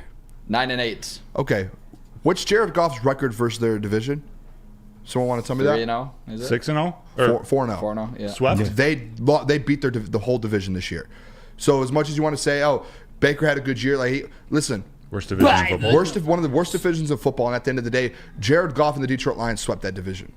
So, I feel like I'm taking discredit away from Baker. Think it's great, but like the Dan Orlovsky thing, that's the thing that really I was like, okay, what are we doing here? Yeah, like, I think Jared, he has proven this year that he could be on that list. Yeah, let's level set. I think we all kind of like Baker, or at least respect him. Like he's dangerous in the sense that this team loves to play hard for him. So to me, the Bucs are scarier than Baker himself. Yeah, if that makes sense. I don't know. Can we put up that graphic of Jared Goff one? Yes, let's do and that. I think That it was fits a good one to end. About the two different teams that he's led. It's a very unique stat that not many quarterbacks in history can say that they do, and it just. It sucks to have to hesitate for sounding like a golf gobbler or a truther or whatever the slander is from What? I don't. I'm just kidding. Because I said I don't want to revert with calling them a name Let's too. not do but it. Look at this. Jared Goff is the first QB in NFL history to snap a 10+ year playoff win drought for multiple teams. Multiple teams. He did it with the Rams and he did it with the Lions. 2019 versus the Cowboys and 2024 versus the Rams. Are you kidding me? It's my quarterback. Are you joshing me, bro? You got to start giving this guy respect. That was a question I put down here in my prep today. It was kind of just one for me. Just I'm just want to like throw out there is the NFL, are they still disrespecting Jared Goff after this year that he's had? I think he's the most underappreciated quarterback in the NFL. That's what it starts to Arguably like. in NFL history. At least he's headed that way. Phil said Booner looks like Peter Parker. Thank you. That's a compliment. I grew up watching Peter Parker. Come on. Shout out. Isn't that Spider-Man? Yeah. Yeah, let's go. What? Isn't that Spider? Yeah, I just want to make sure. I was thinking of Peter Pan for a second, but Peter Pan. Twinkly toes. Kevin Bell said Booner Baker passed for 9.4 yards per attempt against the Eagles. The Lions are giving up 7.2 per catch, so I don't see Baker winning or coming close. Love that, Kevin. That's a great stat, actually. 6 points. I do love that. AJ Blair said Goff has been very underrated. I think he has. You know what I think it was? It's what KG said. There was that 4-game stretch where he had 7-8 turnovers, and he did struggle for a little bit. And a lot of quarterbacks do it at points in the season. This isn't a thing where it's like, oh, it's just Jared Goff that had that stretch. If you look at total turnovers, Jared Goff is sitting there with a lot of the guys that were in the MVP conversations. He wasn't way up there with Josh Allen. No, he was right in the middle, sitting there with all those guys that in the MVP conversation, and he had about the same amount of total turnovers. Guess how many fumbles he had? As much as people want to say how many fumbles he has, he had 2 this year. Yeah. That's not crazy. He had them in one game, which hurt, but he literally only fumbled in one game all year. So I think that 4-game stretch is, and when I say he fumbled, I mean fumble given up, because he did fumble, but he did recover. Yeah. So 2 fumbles that were given up. But when I do say that, dude, it's like that 4-game stretch for that turned a lot of people against Jared Goff, and there were people on there, and I won't say names because you don't want me to, but there were people on there who slandered and slandered and slandered, and for weeks and weeks and weeks and weeks, even when he started playing good, all you heard about was ducks, turnovers, ducks, and it was like, okay, at what point, what does he have to do? And now all of a sudden, now that he won a playoff game and did this and did that, now all of a sudden I'm fine with Jared Goff. I'm good with him. I'll deal with the Ducks. There was people who were going at him, and when they were going at him, they were changing a lot of people's mind on him. That was very unnecessary, because remember what he did going into this year, guys? He almost broke the record for most pass completions in the NFL of all time without a turnover. Yeah. People forget about that. The people forget all about that. Is an insane stat. That's someone like Tom Brady, Aaron Rodgers had, and he was right up there with them. And since that 4-game stretch, really, how many turnovers has he had? When he's playing well, he is playing very well. Don't let the Ducks and don't let all of that kind of change your mind on him, because he's a damn good quarterback. It was almost like people was just waiting to say, I told you so. Yes. Hell yeah, they were. Based off of like pass bias and, the little stretch of turnovers that he had. But yeah, he always rebounded, though. That's what I always respected about Goff. If he laid a bad game, he went out the next week, and for the most part, he rebounded. So we got to start giving this man a little respect. I'm not the biggest, I wouldn't say I'm a Goff gobbler, but you got to just comment on what you're seeing, man. Yeah, and not be scared. Like, that's the thing for me. I want people in our show, our chat, to be able to speak their opinion without feeling like they're going to be attacked for it. You can be wrong, and your opinion might not be right. I'm wrong a lot, and I will admit it. I will admit when I'm wrong. Yeah. You're not going to go on another lame Buccaneers podcast and we're talking about Jared Goff. Okay, you bring up his turnover issues. Broder, you just told me not to say names, and I didn't say any names. All right, let's go to break. When we come back, we're going to keep getting into this thing. Stop trusting. We're going to get into shit. this Detroit Lions defense, and we're going to dive into that a little bit. Credibility industry. Got some AD. Got some AD. Dude, this is a family show.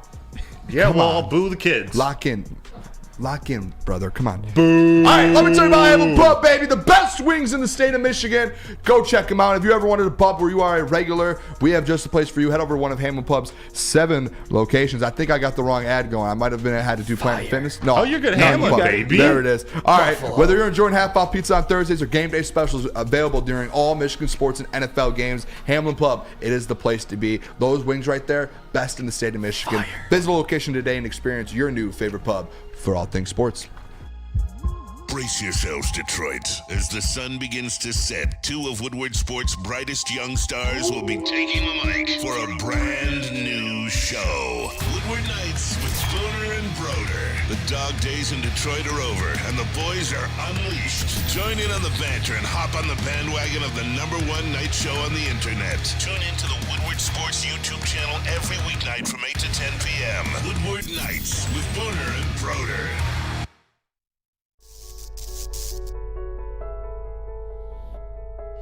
We've just received word. The world's cannabis supply has vanished. The public is outraged and has taken to the streets in response to this tragedy.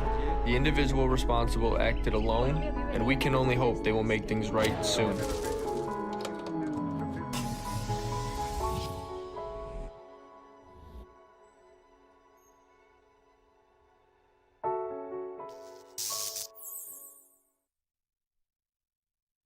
Now, coming to Woodward Sports, Woodward and Main Street, the Woodward Sports Network Detroit Lions Show. Let's go! Catch Gabrielle D. Phillips, Matt Broder, and Terry Foster for all the latest news on your Detroit Lions every week. Only on the Woodward Sports Network YouTube channel and woodwardsports.com.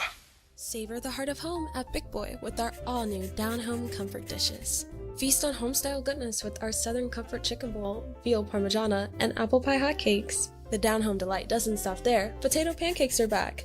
Dive into the richness of our perfectly crafted potatoes with our classic potato pancakes and our stuffed potato pancakes. Top off your meal with our new gingerbread shake, a seamless blend of creamy vanilla and sweet gingerbread flavors. Nothing beats the comforting taste of down-home cooking. Enjoy every bite, only at Big Boy. Do you have football on the brain? Yes. Well, you freaking better, because it's playoff time. Michigan just won the national championship. Lions, the baby! Detroit Lions are in the divisional round against the Tampa Bay Buccaneers. That is professional. That is so professional. It's just like Swiss Insurance. You got to shop like a professional. Go see Mark at Swiss Insurance today. It's the perfect time to shop for your home and auto insurance. So give them a call at 1-248-800-4177 or check them out at SwissINS.com.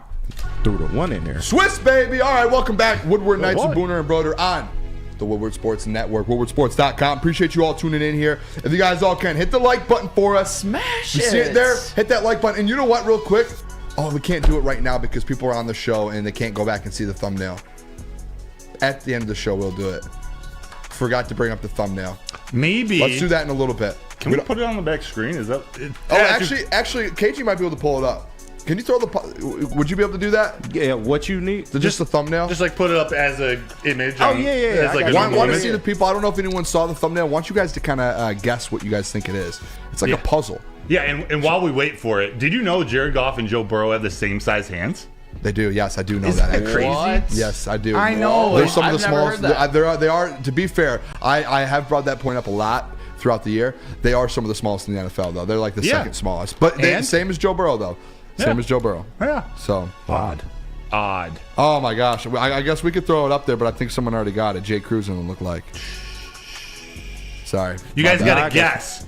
This is Noah Wolbrecht. He cooked up himself a banger. Do you guys know what this is? We need you guys to guess. We got some good guesses already. I had no idea what the hell we were walking Art into. Vandelay and Matthew Saltford. I don't know if that's what. I don't know if that was, if he was just saying that, but that's. What do you think? So that's like rye bread, maybe some sourdough. Cooking something up. I want to see. Bread. Steve Lehman says bread. Matt Cat says Maker Bayfield. Close. Goff is perfectly imperfect. Brooke. Baker in a hayfield? Robert. It's pretty good, but what about the month? Should we just tell him? Yeah, you tell him. Yeah. Baker Mayfield. Who was it? Jay Cruzen got it first. I think I saw Just a Fan get it too. Oh my gosh. Noah brother. was cooking up a little puzzle. I had no clue. I was driving on my way here. And I saw it pop up on my phone, and I texted Noah. I was like, bro, who is that guy in our thumbnail? Who is that? Like, what did you give us? Yeah. And he was like, it's a puzzle. Elite move by Noah there. Shout out awesome. Noah, always cooking it up in the back along with Ryan. That is awesome. Steve Lehman said, breaking news, Marlon Humphrey out. Wow. I don't know. That's actually big news, though, for the Ravens. All right, let's get into this, though. Lions defense, want to talk about it. AG had some comments today, spoke with the media, and Ben Johnson did too as well. Maybe we'll talk about that tomorrow a little bit, but I liked AG's press conference today a lot better, just because there's been a lot. The defense has been the side that's struggled for us. Like that's been very clear. The defense has been the tough side. So I went and watched it. The number one issue has been the secondary and has been giving up big plays. Aaron Glenn spoke about that, about giving up big plays and kind of the blitzes, and he had to go away. And if we're being honest, fellas, he had to figure something out because we weren't getting any pressure. The Detroit Lions were never getting pressure. He had to go away from what he was used to and started just blitzing, throwing packages at that. With that comes giving up big plays. AG talked about it here, and he brought up, people asked him, like, hey, are you willing to give those big plays up? And he said, yeah, like we have to do what we have to do to win football games. So here's AG on this adjustments of the defense. Adjustments. You risk giving up some big plays, I guess. Just being able to live with that, right? The comfort of knowing that we may give up one or two, but we're going to get ours. That's all part of it. You know, if you do it, I mean, that can happen, and we know that. And it's more my personality to be able to do that, and our guys know it. The thing is, you guys compete your ass off when you're in those one-on-one situations, and you know, the football is a game of one-on-ones. All right, but you do it within a team concept, and our guys understand that. So anytime they're in those situations where we're pressuring and you got yourself that one-on-one, you just got to win it, and they know it. Yeah, that's scary. Not going to lie. I'm just going to be honest. It's so polarizing because Hips Don't Lie by Shakira is on in the background, and AG's talking in there, so it's just interesting. The thing is okay, I like that. Like we've preached all year that we wanted him to start blitzing and throwing packages. What that sets up for, and I think what people don't understand is like you don't have the best corners in the NFL. So when you're doing that, those guys are going to get stuck in some tough positions against some of the best in the league, like Justin Jefferson, Puka Nacua, like that was good. CeeDee Lamb, that was going to happen. So it's like you have to pick and choose. They chose, we're going to send guys, we're going to get to the quarterback, and we're going to put our corners in one-on-one situations, and safeties are going to have to help a little bit. It's hurt us a little bit. A little bit, but Booner scares me this week a little bit. We've seen the other side of it though, where you don't get pressure. We I have to cover agree. for so long. So great point. Yeah, I mean they just have to get home. Honestly, I think that's what it comes down to. These guys got to get home. Broder, thoughts? The key is that the final score of these games, it's 23, it's 20, it's and the Bucs game it's 6, and that's a different defense for the most part than it is now. But you're right, it's the adjustment, even the adjustments he makes in game, like the second half of that Rams game was sensational almost. And that wasn't perfect, but they did everything they needed. They got him into bad scenarios. They gave up big plays. The 50-yarder to Puka, the 38-yarder to Tutu. What a receiving corps name, by the way. Cooper Kupp, Tutu. Anyways, cool. That is wild. Wild.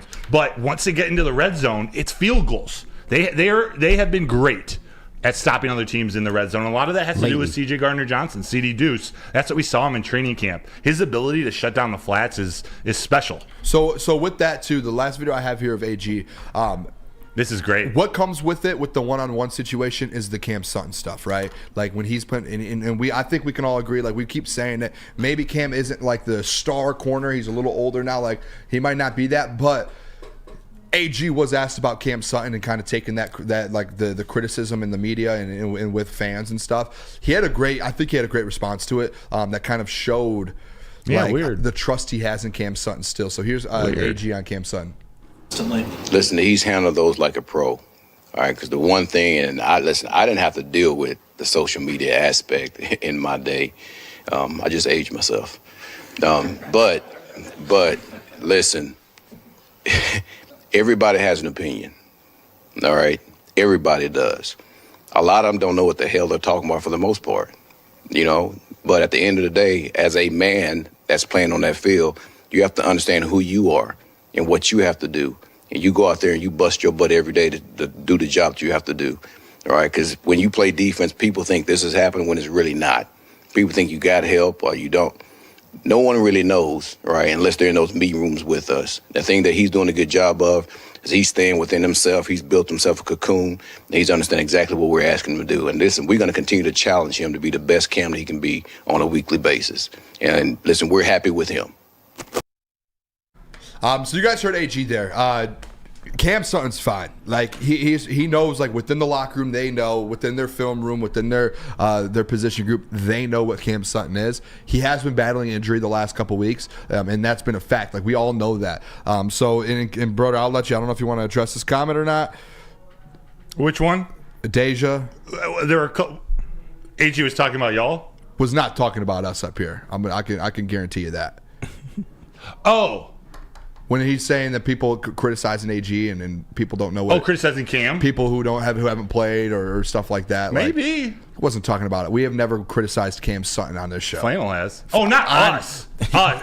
Deja is in our chat on our show saying you're talking about y'all. Deja, not us. Maybe she meant the network. Yeah, can you clarify? Because this is actually. Deja did say I'm just playing. No, yeah, Deja's a legendary. Deja's a very fine member of the chat. Shout out. I just want to make sure because that is a great little chat family here, by the way. Chat family is epic. Every time you say that, it makes it reminds a little me. dysfunctional, but you know. Yeah, he or she could be talking about. You haven't liked the stream? Well, yeah, like you said, the flannel, like that. He's been very vocal about it. It was like earlier in the year when he was very vocal about JMO, and we had to shut that down a little bit. Yeah, it's the same thing with Cam, and Cam's just been put. My opinion, he's just been put in bad positions with that injury as well. I don't know how you feel about it, Broder, but you guys know how I feel about it. I've been defending Cam since I've been supporting him since day one, and since some remarks have been made in the last couple of weeks, I've been defending him too. He hasn't played perfect, but he's more important to this team than just coverage stats. He just does so much more. I don't really have much to say. AG said it all there. They have so much faith in him, and he's so important to those young guys, especially. They can deal with a few mistakes. I agree. Did you guys have anything on the whole Cam Sutton stuff? Not really. No? Yeah, I'm in lockstep with Broder. So my dog. Yeah, same here. He gets slandered way too much for what he is, especially when this defense doesn't get pressure. It's like, what do you expect him to do against the number one receivers in the league that are elite? You know, Cortland Sutton, Justin Jefferson, CeeDee Lamb. This year they've gone up against some elite. Mercy. Mike Evans earlier in the year. There's been dudes, man. He's just having a bad stretch. Down Mike Evans early in the year. And the bad stretch too comes with the injury. He's had a foot issue. I would much rather have him than not have him. Let's just say that. Me too. I agree. And he might be next year. We might go get number one or Kool-Aid McKinstry in the chat. That might happen. So or in the draft. I said chat. I don't know why. But all right, let's hit break. I think we're doing a double break here. So Broder, hit Dispo first, and then I'll do Big Boy. See what you did there, little transit. Hit Dispo. I see you. Because they have an exclusive atmosphere curated by some impressive employees. They're now giving out 2 tickets plus hotel and flight accommodations to this year's big game. That is the Super Bowl in Vegas. Go on Dispo's Instagram page. That's at dispo.michigan and follow the directions on the pinned post or scan the QR code and it will take you there. So let's get you sports fans to Vegas. Dispo Dispensary, disposhops.com. They are your local cannabis plug. And then, let me tell you about a restaurant called Big Boy, Let 'em baby. know. It's wintertime in Detroit. It is always better with comfort foods from Big Boy. Try the veal parmesan or the new Southern Comfort Chicken Bowl. How about breakfast? The stuffed potato pancakes, they are back with the classic lumberjack or the Santa Fe Garden. They also have the new apple pie hotcakes that are too good to miss. Top it all off with the new gingerbread shake for dessert. Make sure you stop over by your local Big Boy today. Come to any Lady Jane's Haircuts for Men for an award-winning haircut experience from one of our talented stylists and register for a once-in-a-lifetime opportunity to win an all-expenses-paid suite for the 2024 NCAA tournament for you and 5 of your best buds. That's right, college basketball's most elite event. You and your 5 best friends just get to any Lady Jane's today for an award-winning haircut experience and automatically register to win the trip of your dreams. Lady Jane's Haircuts for Men, open 7 days a week. Walk in anytime. Lady Jane's, it's wicked awesome. Brace yourselves, Detroit. As the sun begins to set, 2 of Woodward Sports' brightest young stars will be taking the mic for a brand new show. Woodward Nights with Booner and Broder. The dog days in Detroit are over, and the boys are unleashed. Join in on the banter and hop on the bandwagon of the #1 night show on the internet. Tune into the Woodward Sports YouTube channel every weeknight from 8 to 10 p.m. Woodward Nights with Booner and Broder. Savor the heart of home at Big Boy with our all-new down-home comfort dishes. Feast on home-style goodness with our Southern Comfort Chicken Bowl, veal parmigiana, and apple pie hotcakes. The down-home delight doesn't stop there. Potato pancakes are back. Dive into the richness of our perfectly crafted potatoes with our classic potato pancakes and our stuffed potato pancakes. Top off your meal with our new gingerbread shake, a seamless blend of creamy vanilla and sweet gingerbread flavors. Nothing beats the comforting taste of down-home cooking. Enjoy every bite, only at Big Boy. Woodward Sports' own Tom Mazaway and Sam Stick Day will be hosting our Lions postgame show after every Lions game all season long. Tune into the Woodward Sports YouTube channel for his hot-off-the-press takes, game analysis, and Kool-Aid sipping celebrations. You won't want to miss it. Join Maz, Stick, and special guests each week immediately following every Lions game, exclusively on the WSN YouTube channel.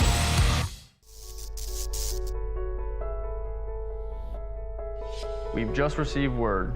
The world's cannabis supply has vanished. The public is outraged and has taken to the streets in response to this tragedy.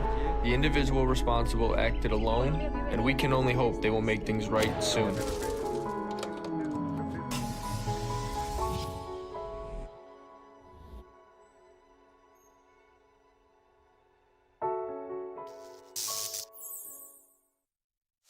Join Woodward Sports' own Jeff Iafrate, along with special WSN guests for the most anticipated Lions season in decades. Filled with different surprises and expert analysis. You're not going to want to miss out. Go to our Woodward Sports YouTube channel on Sundays and tune in live from 9:30 to 11:30 a.m. At Planet Fitness, you can get energy without the judgment. Hi, can you help me with this? You don't know how to use it? This is better. Join now through January 19th for just 24 cents down, $10 a month. Never intimidating, always free fitness training and equipment for every workout. Join today during the Big Fitness Energy Sale for 24 cents down, $10 a month, cancel anytime. Deal extended through January 19th. Over 50 Metro Detroit locations.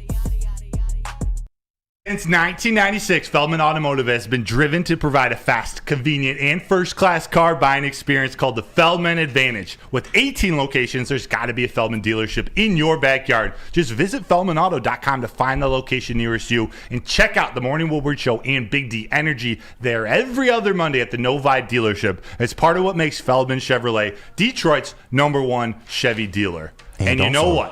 Hey, that's me again. Yeah, got me again. The Detroit Lions have won a playoff game. That's right. You know what that means? That means another tailgate party to celebrate, to prepare, to go to war against the Tampa Bay Buccaneers. Join us for the Ultimate Lions VIP tailgate this Sunday, hosted by Bullseye Event Group and sponsored by Long Drink. All you can eat food, drinks, music, entertainment. It's all down there. Eastern Market, Shed number 5. Let's roar together. Oh, Bullseye also offering a Lions ticket and tailgate ticket combo. Check them out, bullseyeeventgroup.com to get your tickets today. Let's go. Welcome back. Woodward Nights with Booner and Broder on the Woodward Sports Network. WoodwardSports.com. Whatever you watch on, appreciate you a ton. Hit the like button if you haven't already. Just hit it real quick. We're going to get into this, though. If you haven't liked the stream, what the hell are you doing? Thank you, Jeff. Thank you so much. We're going to get into here in about 10 minutes or so. Stephen Shea from Barstool Sports, Tampa Bay Buccaneers fan. He's going to be hopping on, talking to us about the Tampa Bay game, going through that. Massive matchup. Not wild card. Divisional round matchup. I keep every time I say this, it's the craziest thing. The Detroit Lions are in a game with the chance to go to the NFC Championship game. Like that's what's on the line on Sunday at 3:00 is the NFC Championship game. So I'm very excited for that. Want to start this off. If we're talking about a trip to the NFC Championship game, Ford Field, fellas. Nick, you have season tickets. You were in attendance. Broder, you have a media pass. You were up there in the media box with Maz and Terry. Listen, fellas, last week it was crazy. I think, and I know it was the first time in 30 years, I think this year could be even crazy, or this weekend could be even crazier. I think fans know what's at stake to go to an NFC Championship game. Baker Mayfield was quoted, and he came out and said that he spoke with some of his former teammates, because obviously he was in LA last year for a little bit. It was his fault as well. The Lions didn't make the playoffs at the end of the year. But remember that, fans. Remember that. But he was quoted. He said, hey, I reached out to them, and he said that those Rams players said it was the loudest thing they've ever heard. Quote from Baker Mayfield. So they're prepared. This is something where even NFL players, like, they don't deal with, like they do have a lot of loud atmospheres. This is the fourth loudest one of all time in the NFL. On last Sunday. It's going to be just like that this Sunday. There hasn't been this loud in the NFL in over 10 years, since like 2014 or 13. A lot of these guys weren't in the league then. We talked about this yesterday, Broder. This is going to be a shock to some of these guys. It's something I don't think you can prepare for. You saw Matthew Stafford and the Rams in the second half. You guys know how big, when you're in a one-possession game, how big having 3 timeouts is. They lost 2 timeouts just because they had to call a timeout twice to not get a delay of game. And I'm pretty sure they got a delay of game penalty at one point. I think so. So, they did. The crowd was just dominating. It's going to be the same thing this week. It's something I don't think you could prepare for. And I don't think these guys are going to realize, hey, this is going to be tough. Yeah, you can put all the music, all the speakers in your practice field as you want and put them up as loud as you want. Yes. But that feeling, the energy, like that, energy is different with all those fans, the pounding on the floor. Like the stadium was literally, and I literally sometimes gets overused, but it was shaking. Like that stadium was so loud and so rocking. I hope it's that loud. It needs to be. That maybe this is our call to action for the fans. I think Amon-Ra St. Brown, go check out the media or the interviews with the players. Amon-Ra St. Brown called for it too. We need to have a louder game this one. There can't be a letdown after the Rams, all the storyline, the Stafford. That we knew that it was going to be loud. We need to take it one step further. I think they all get it. And just looking at ticket prices and things like that, typically that kind of tells a story about where it's at. And I do get the things where like fans that have been in it, like even like me or something, like I can't afford to go to the game, $1,000 for a ticket. Like there's a lot of people who can't afford that. But I think that proves right there like how big of a game this is to get in, and whether like these people have these tickets. Like this is going to be an environment just like last Sunday, if not better. Because yes, last Sunday was the first playoff game, a chance to win the first one since the 90s. But guess what? This one's the first one to go to the NFC Championship game since the 90s. So there is a lot on the line here. I think every single fan and Detroit Lions fan understands what it means, and we haven't seen it, but to go on the Super Bowl run and how much they actually affect the game for it, because the energy, the timeouts, everything that came with it last Sunday. And I cannot wait. And those ticket prices, they don't just mean that it's just rich people selling tickets to rich people. It's supply and demand. It's those who have the season tickets, who had first dibs at the playoff tickets, those who put their deposit down for playoff tickets, which are Lions fans. They're just not willing to put their tickets on the secondary market, so the only ones available are the ones at crazy high prices. Whether it's people looking at an offer too good to be true, they're willing to sell. But the prices go up when there's less available. It's supply and demand 101. It's a good thing. I think the people that kept them, the season ticket holders, they are going to be loud, actually. Yeah, exactly, Broder, because you could sell it for a boatload of fortune this season, but the guys who keep it, which are the majority of the fans, I truly feel everybody's been waiting for the 30 years. We got our first taste of it, and it was almost like an out-of-body experience. It really was. Like I believe Hutch said on one of the Sights and Sounds. It felt like an out-of-body experience being a fan in that atmosphere. It was truly one of the most amazing moments of my life, maybe the best moment, getting that dub there. This is going to top it on Saturday because we have 3 more games, fellas, and this is the next one. Let's go. Take care of business. All these fans are going to be going absolutely insane. It's a Sunday again to take care of business and get to the NFC title game, especially if the Packers upset San Fran. Oh my God, just fuel to the fire. It's going to be insane. So that's the thing as well. I don't think a lot of people realize, and I kind of, as soon as the schedule came out, the first thing I thought of is I was like, when's the Packers 49ers game? That's Saturday. So going into the game, like Lions fans, like if the Packers do upset the 49ers, you're going to really know what's on the line. And I think like even if they do, say the 49ers do win, you have to get to the NFC Championship game. And that comes down to how are the fans going to be? How is this going to, like, how are you guys going to come out there and approach that? And I think that it's going to be a big deal. But if the 49ers end up losing on Saturday and the Packers upset them, that game turns up to a different notch. Because not even just that, like, and I'm not just saying for the Detroit Lions, I'm saying the fans are going to be insane. The Lions are going to want to play on a different level. On the other side of the ball, guess what?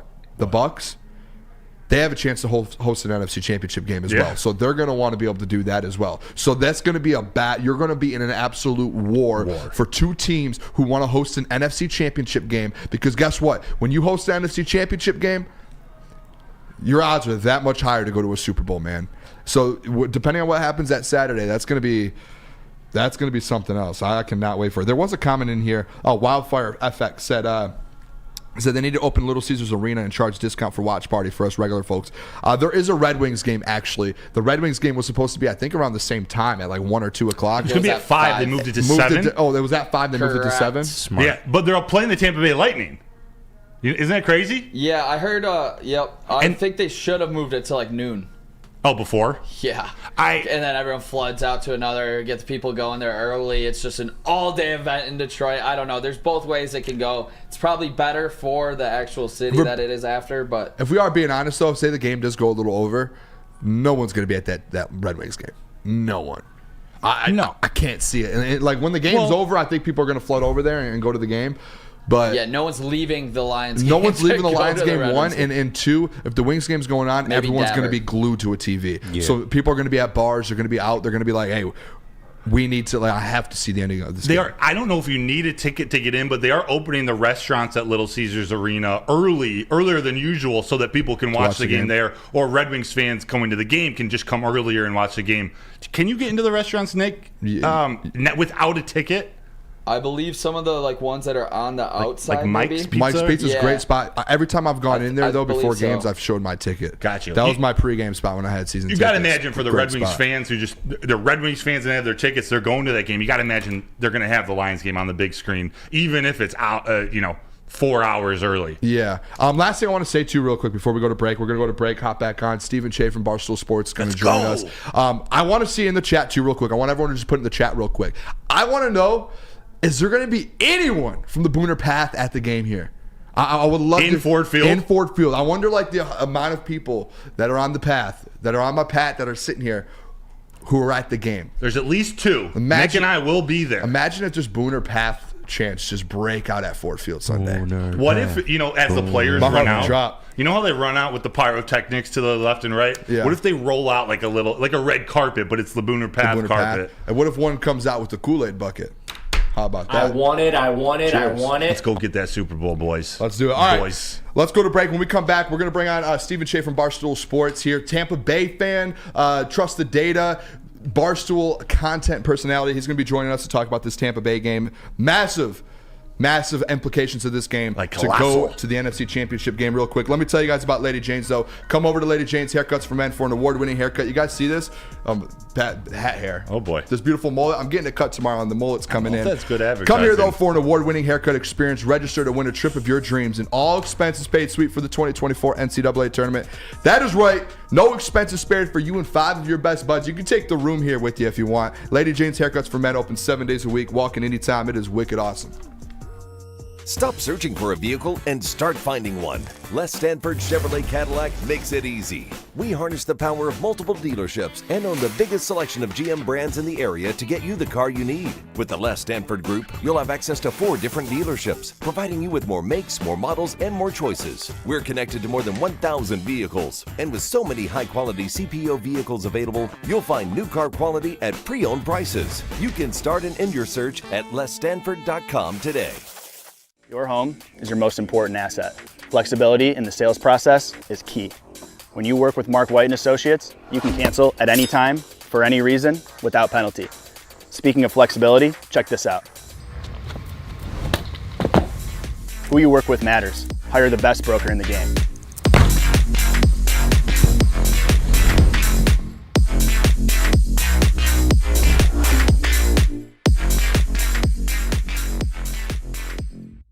Brace yourselves, Detroit. As the sun begins to set, 2 of Woodward Sports' brightest young stars will be taking the mic for a brand new show. Woodward Nights with Booner and Broder. The dog days in Detroit are over, and the boys are unleashed. Join in on the banter and hop on the bandwagon of the #1 night show on the internet. Tune into the Woodward Sports YouTube channel every weeknight from 8 to 10 p.m. Woodward Nights with Booner and Broder. What happens when you run a great business for over 50 years? You expand, you offer more products to more people. That's exactly what Les Stanford did by adding Les Stanford Buick GMC. They still have the same great service that customers have come to know and trust. They're located on Woodward Avenue, just south of 9 Mile. You can also check them out in Dearborn today. So find the brand you want at lesstanford.com. All right, welcome back. Woodward Nights with Booner and Broder on the Woodward Sports Network. Appreciate you guys all tuning in with us here tonight. We have got a special guest here coming and joining. Before that, hit the like button. Everyone hit the like button for us. Let's get the likes up. Over 200 likes. We're welcoming him on, though. Friend of mine from Barstool Sports, former VP of football operations. I thought it was football operations, but it is former. I just looked on the Twitter. Still Trust stud. the data. Content over at Barstool Sports. And the biggest of it all, Tampa Bay Buccaneers super fan, Stephen Che. Stephen! Che, what's up, man? Welcome to the show. How are you feeling? What's up, boys? How we doing? Doing great. Doing great. How are you feeling for this game this Sunday coming up? Can I turn this camera sideways? Does that mess everything up? Oh, that would be amazing. That is beautiful right there. Okay. Tough. Perfect tilt right That's there. That's perfect right there.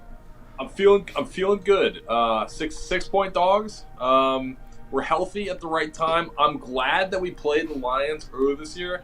I mean, we got our butts handed to us in Tampa, 20-6, week 6. I think the keys to the game are third down. You guys were 9-16 on third down in week 6. It was unstoppable. I mean, who was it? The Jameson Williams touchdown, that was on 3rd and 10, I think. So yeah. If we can stop you guys on third down, I feel pretty good. Our young defensive line actually had a pretty good day against, your guys' very good offensive line. So I feel good about that. Kalijah Kancey had one of his better games this season. Yeah, Diaby showed up. Joe Tryon got a couple pressures. So I'm hopeful. Do I think we're going to go in and win? And we are 6-point underdogs.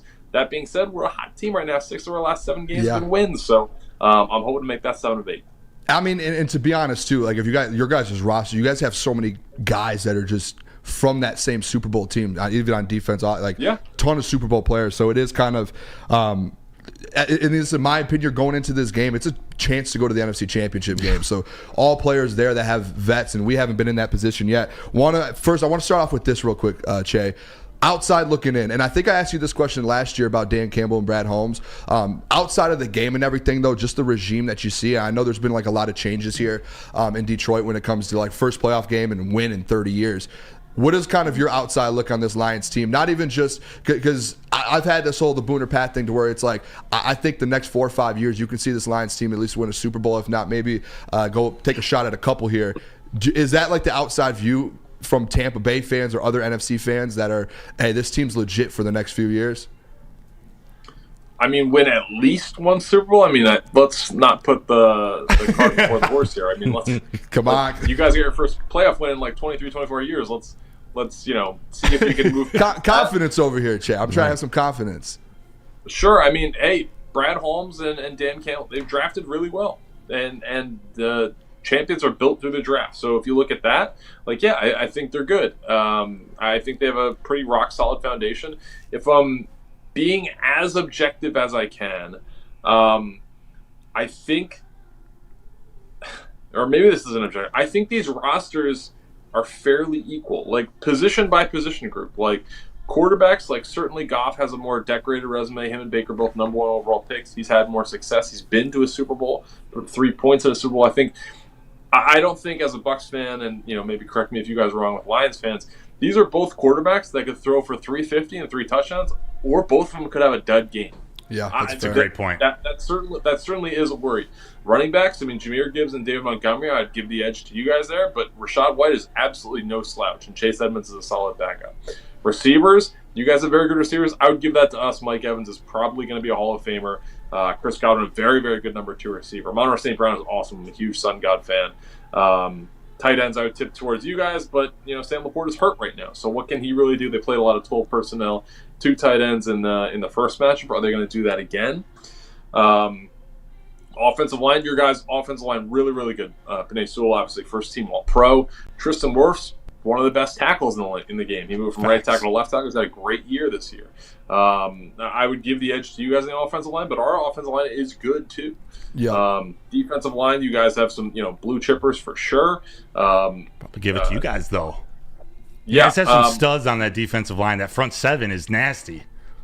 Yeah. I mean, Aiden Hutchins obviously number 2 overall pick, but we've got some guys there. The current regime, Jason Light, has invested a lot of capital in the defensive line, whether it be Kalijah Kancey, Yaya Diaby has turned into a real dude this year.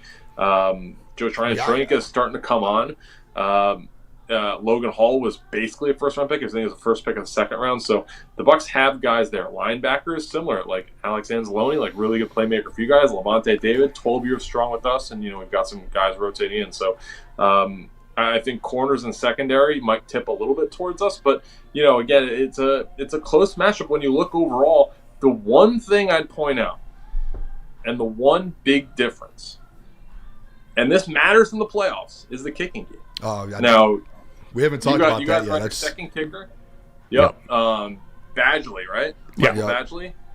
Yeah. So we got our kickers missed 2 field goals this year. Both of them are blocked.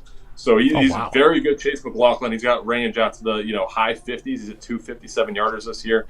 That's going to matter in the playoffs. So if your guys' kicking game is straight, then you guys are the favorite and are expected to win. I think this is a coin flip game, if I'm being honest. I would not be surprised at all if we won. I wouldn't be surprised if you guys won, but I think it's going to be a much closer game than it was in the regular season.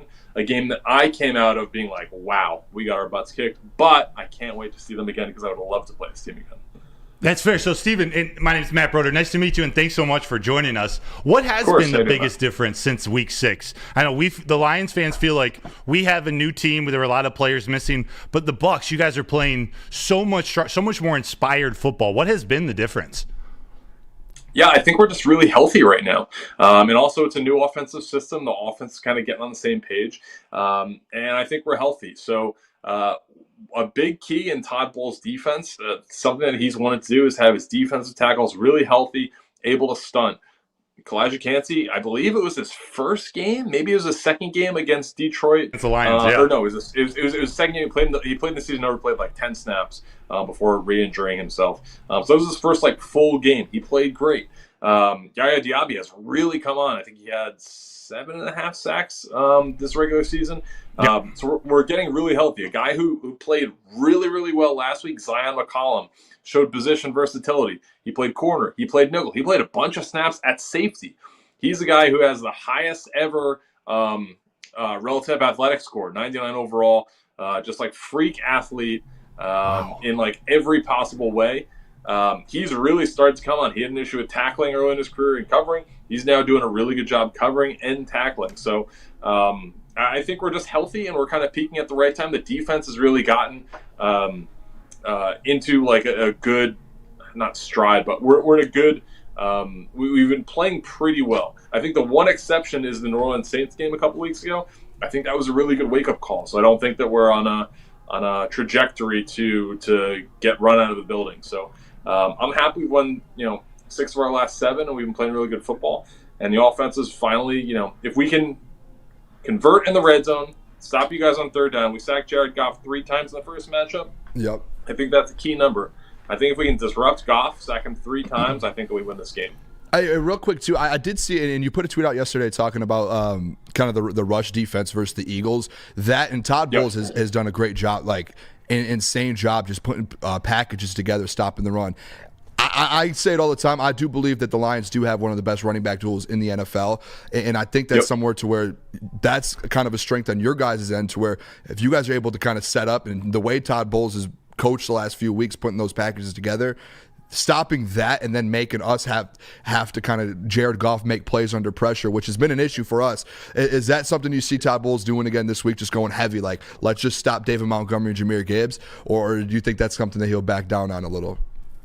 I think it's going to be a little bit of different game plan against the Eagles. When you looked at the tape, what they did, they put there was a clip where it wasn't exactly in the box, but there were 9 guys right around the line of scrimmage. 9. So they're basically daring Jalen Hurts to throw it and beat them. Yep. I don't think they're going to do that with Jared Goff. 1, the offensive line is much better. And then 2, he's a much more accurate down the field quarterback.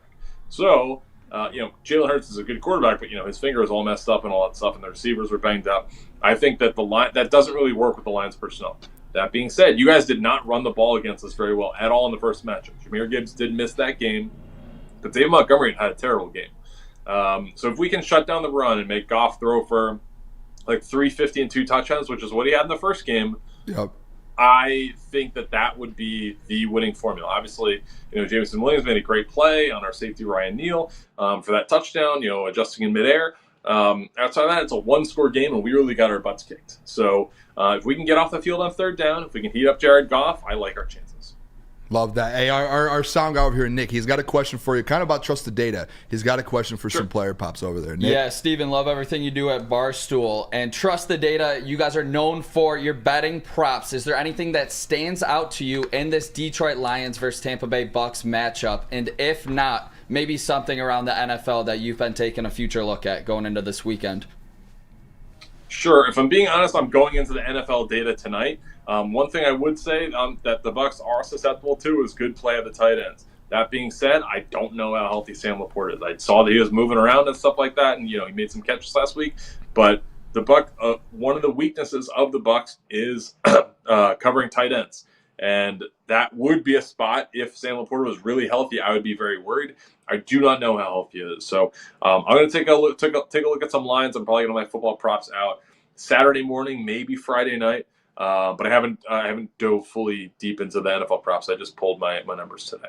His Sam Laporta's line's at like 40.5 being injured last week. I think he had 16 yards and 3 catches. That I saw that and I was like, 40's kind of high, like especially with the injury. I saw my practice today and he was still and Steven, he's not going to be 100% as you think about this more. Yep. He's probably maybe 90% at the max. He's doing better, but Dan Campbell said in his press conference the other day, he's trending in the right direction. But like you said, I doubt he'll be 100%. Hey, Che, do you remember? You said you mentioned the Sun God. I don't know if you remember when you started the Trusted Data. One of the first, I remember this specifically. One of the first guys that Che kept going back to is we would be like, hey, Amon-Ra St. Brown catches. Amon-Ra St. And he went on a stretch of games. I don't know if you guys remember this, where I think he had like 7 or 8 games or something where he was getting the 8 catches plus. Made so much money off of that. Like that, like you did? Yes, with Che too, because that was like one of his like St. Brown, Sun God. That was when the Trusted Data got started. I want to ask you to kind of 2 more things here, real quick. First thing, score prediction. I'm sure we know which way you're going to go. I feel like. What was your score prediction Sunday though? I think this is going to be a low-scoring game. Really? I think I think that these are 2 kind of. I think these are similar teams, and I think that they have familiarity. I mean, the first time they played each other, 26 total points were scored. I could see something like, I think it'll be more than that, but I'm thinking like 17-13 type game, like a 20-13 type game, something like that. I can see a lot of field goals being kicked, and that's why I'm saying, like, you got to make sure your field goal kicker is straight. So, score prediction, I'll go with, let's go with 16-14 Bucks. Wow.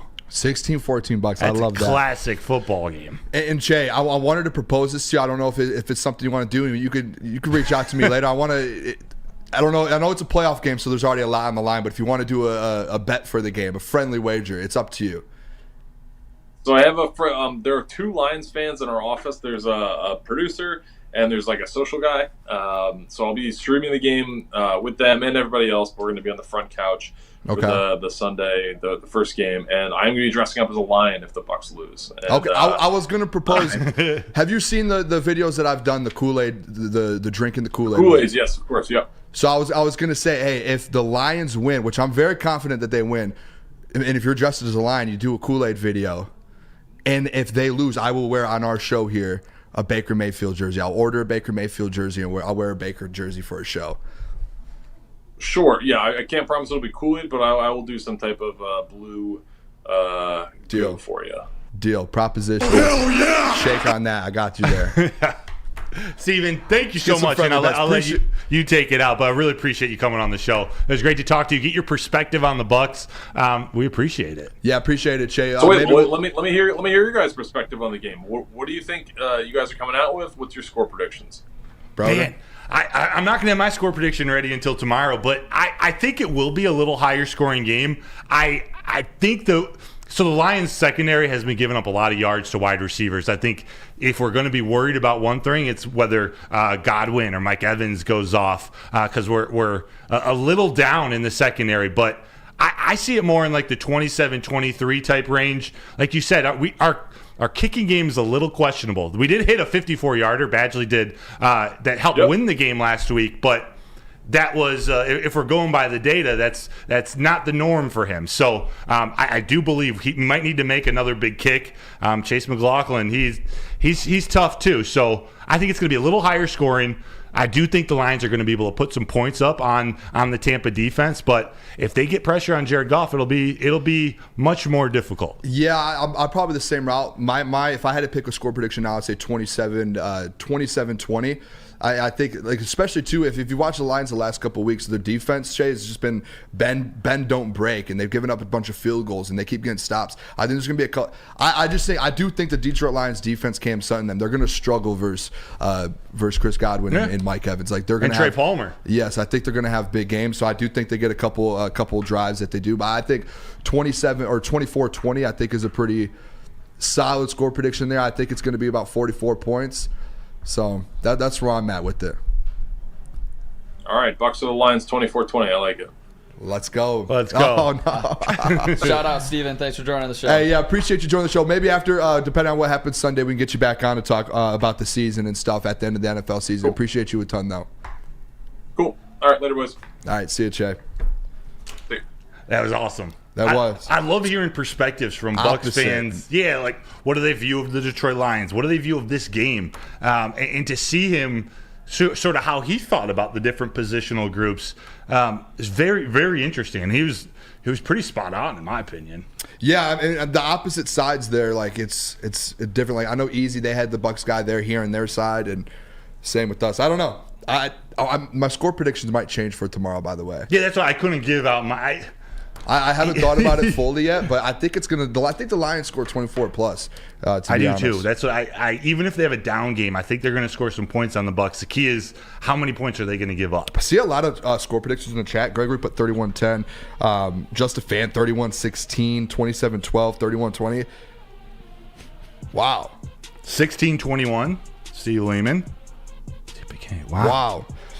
Man, all right. Hey, that's going to be the show, though. No mailbag today. I apologize. We had the guests come on a little later. I think it was a good perspective to get, though, that side of it. Maybe we'll have them on a different time here when the Detroit Lions win. Hopefully, I don't have to wear a Baker Mayfield jersey. I will not have to wear a Baker Mayfield jersey. You walked yourself into that, so hey. Yeah. I told you before. I told him before the show. He said, "Hey, a Baker Mayfield jersey. You're going to pay $150 to get a jersey." I'm that confident in the Detroit Lions to win on Sunday to go to the NFC Championship game at home in Ford Field. But we appreciate you guys all tuning in. Anyone else have anything? Wait. Hey, not gonna lie, I was kind of hoping it was like a pirate uniform, like a bucket. That's actually a good idea. Like a Just like a pirate Bruce. uniform instead of a Baker. Baker jersey, I don't really care. I know, but a Buck uniform would have been effing hilarious. Maybe I'll see if we Look like can. a scallywag. Maybe we can exchange and switch that up. We'll see. All right, though. Do you guys have anything else? Booner. Edwin, thanks, man. No, shout out Chat. kind. Great show, fellas. Shout out to Chat. Great show. Appreciate you guys. We'll be back tomorrow. Tomorrow will be like our pregame show. Woodward Nights pregame show. Make sure you guys tune in. Morning Woodward show at 8 a.m. Big D Energy after. E&E with Maz. Heavyweight. And then we'll be back 8 p.m. here. And we'll see you guys tomorrow. Love you guys.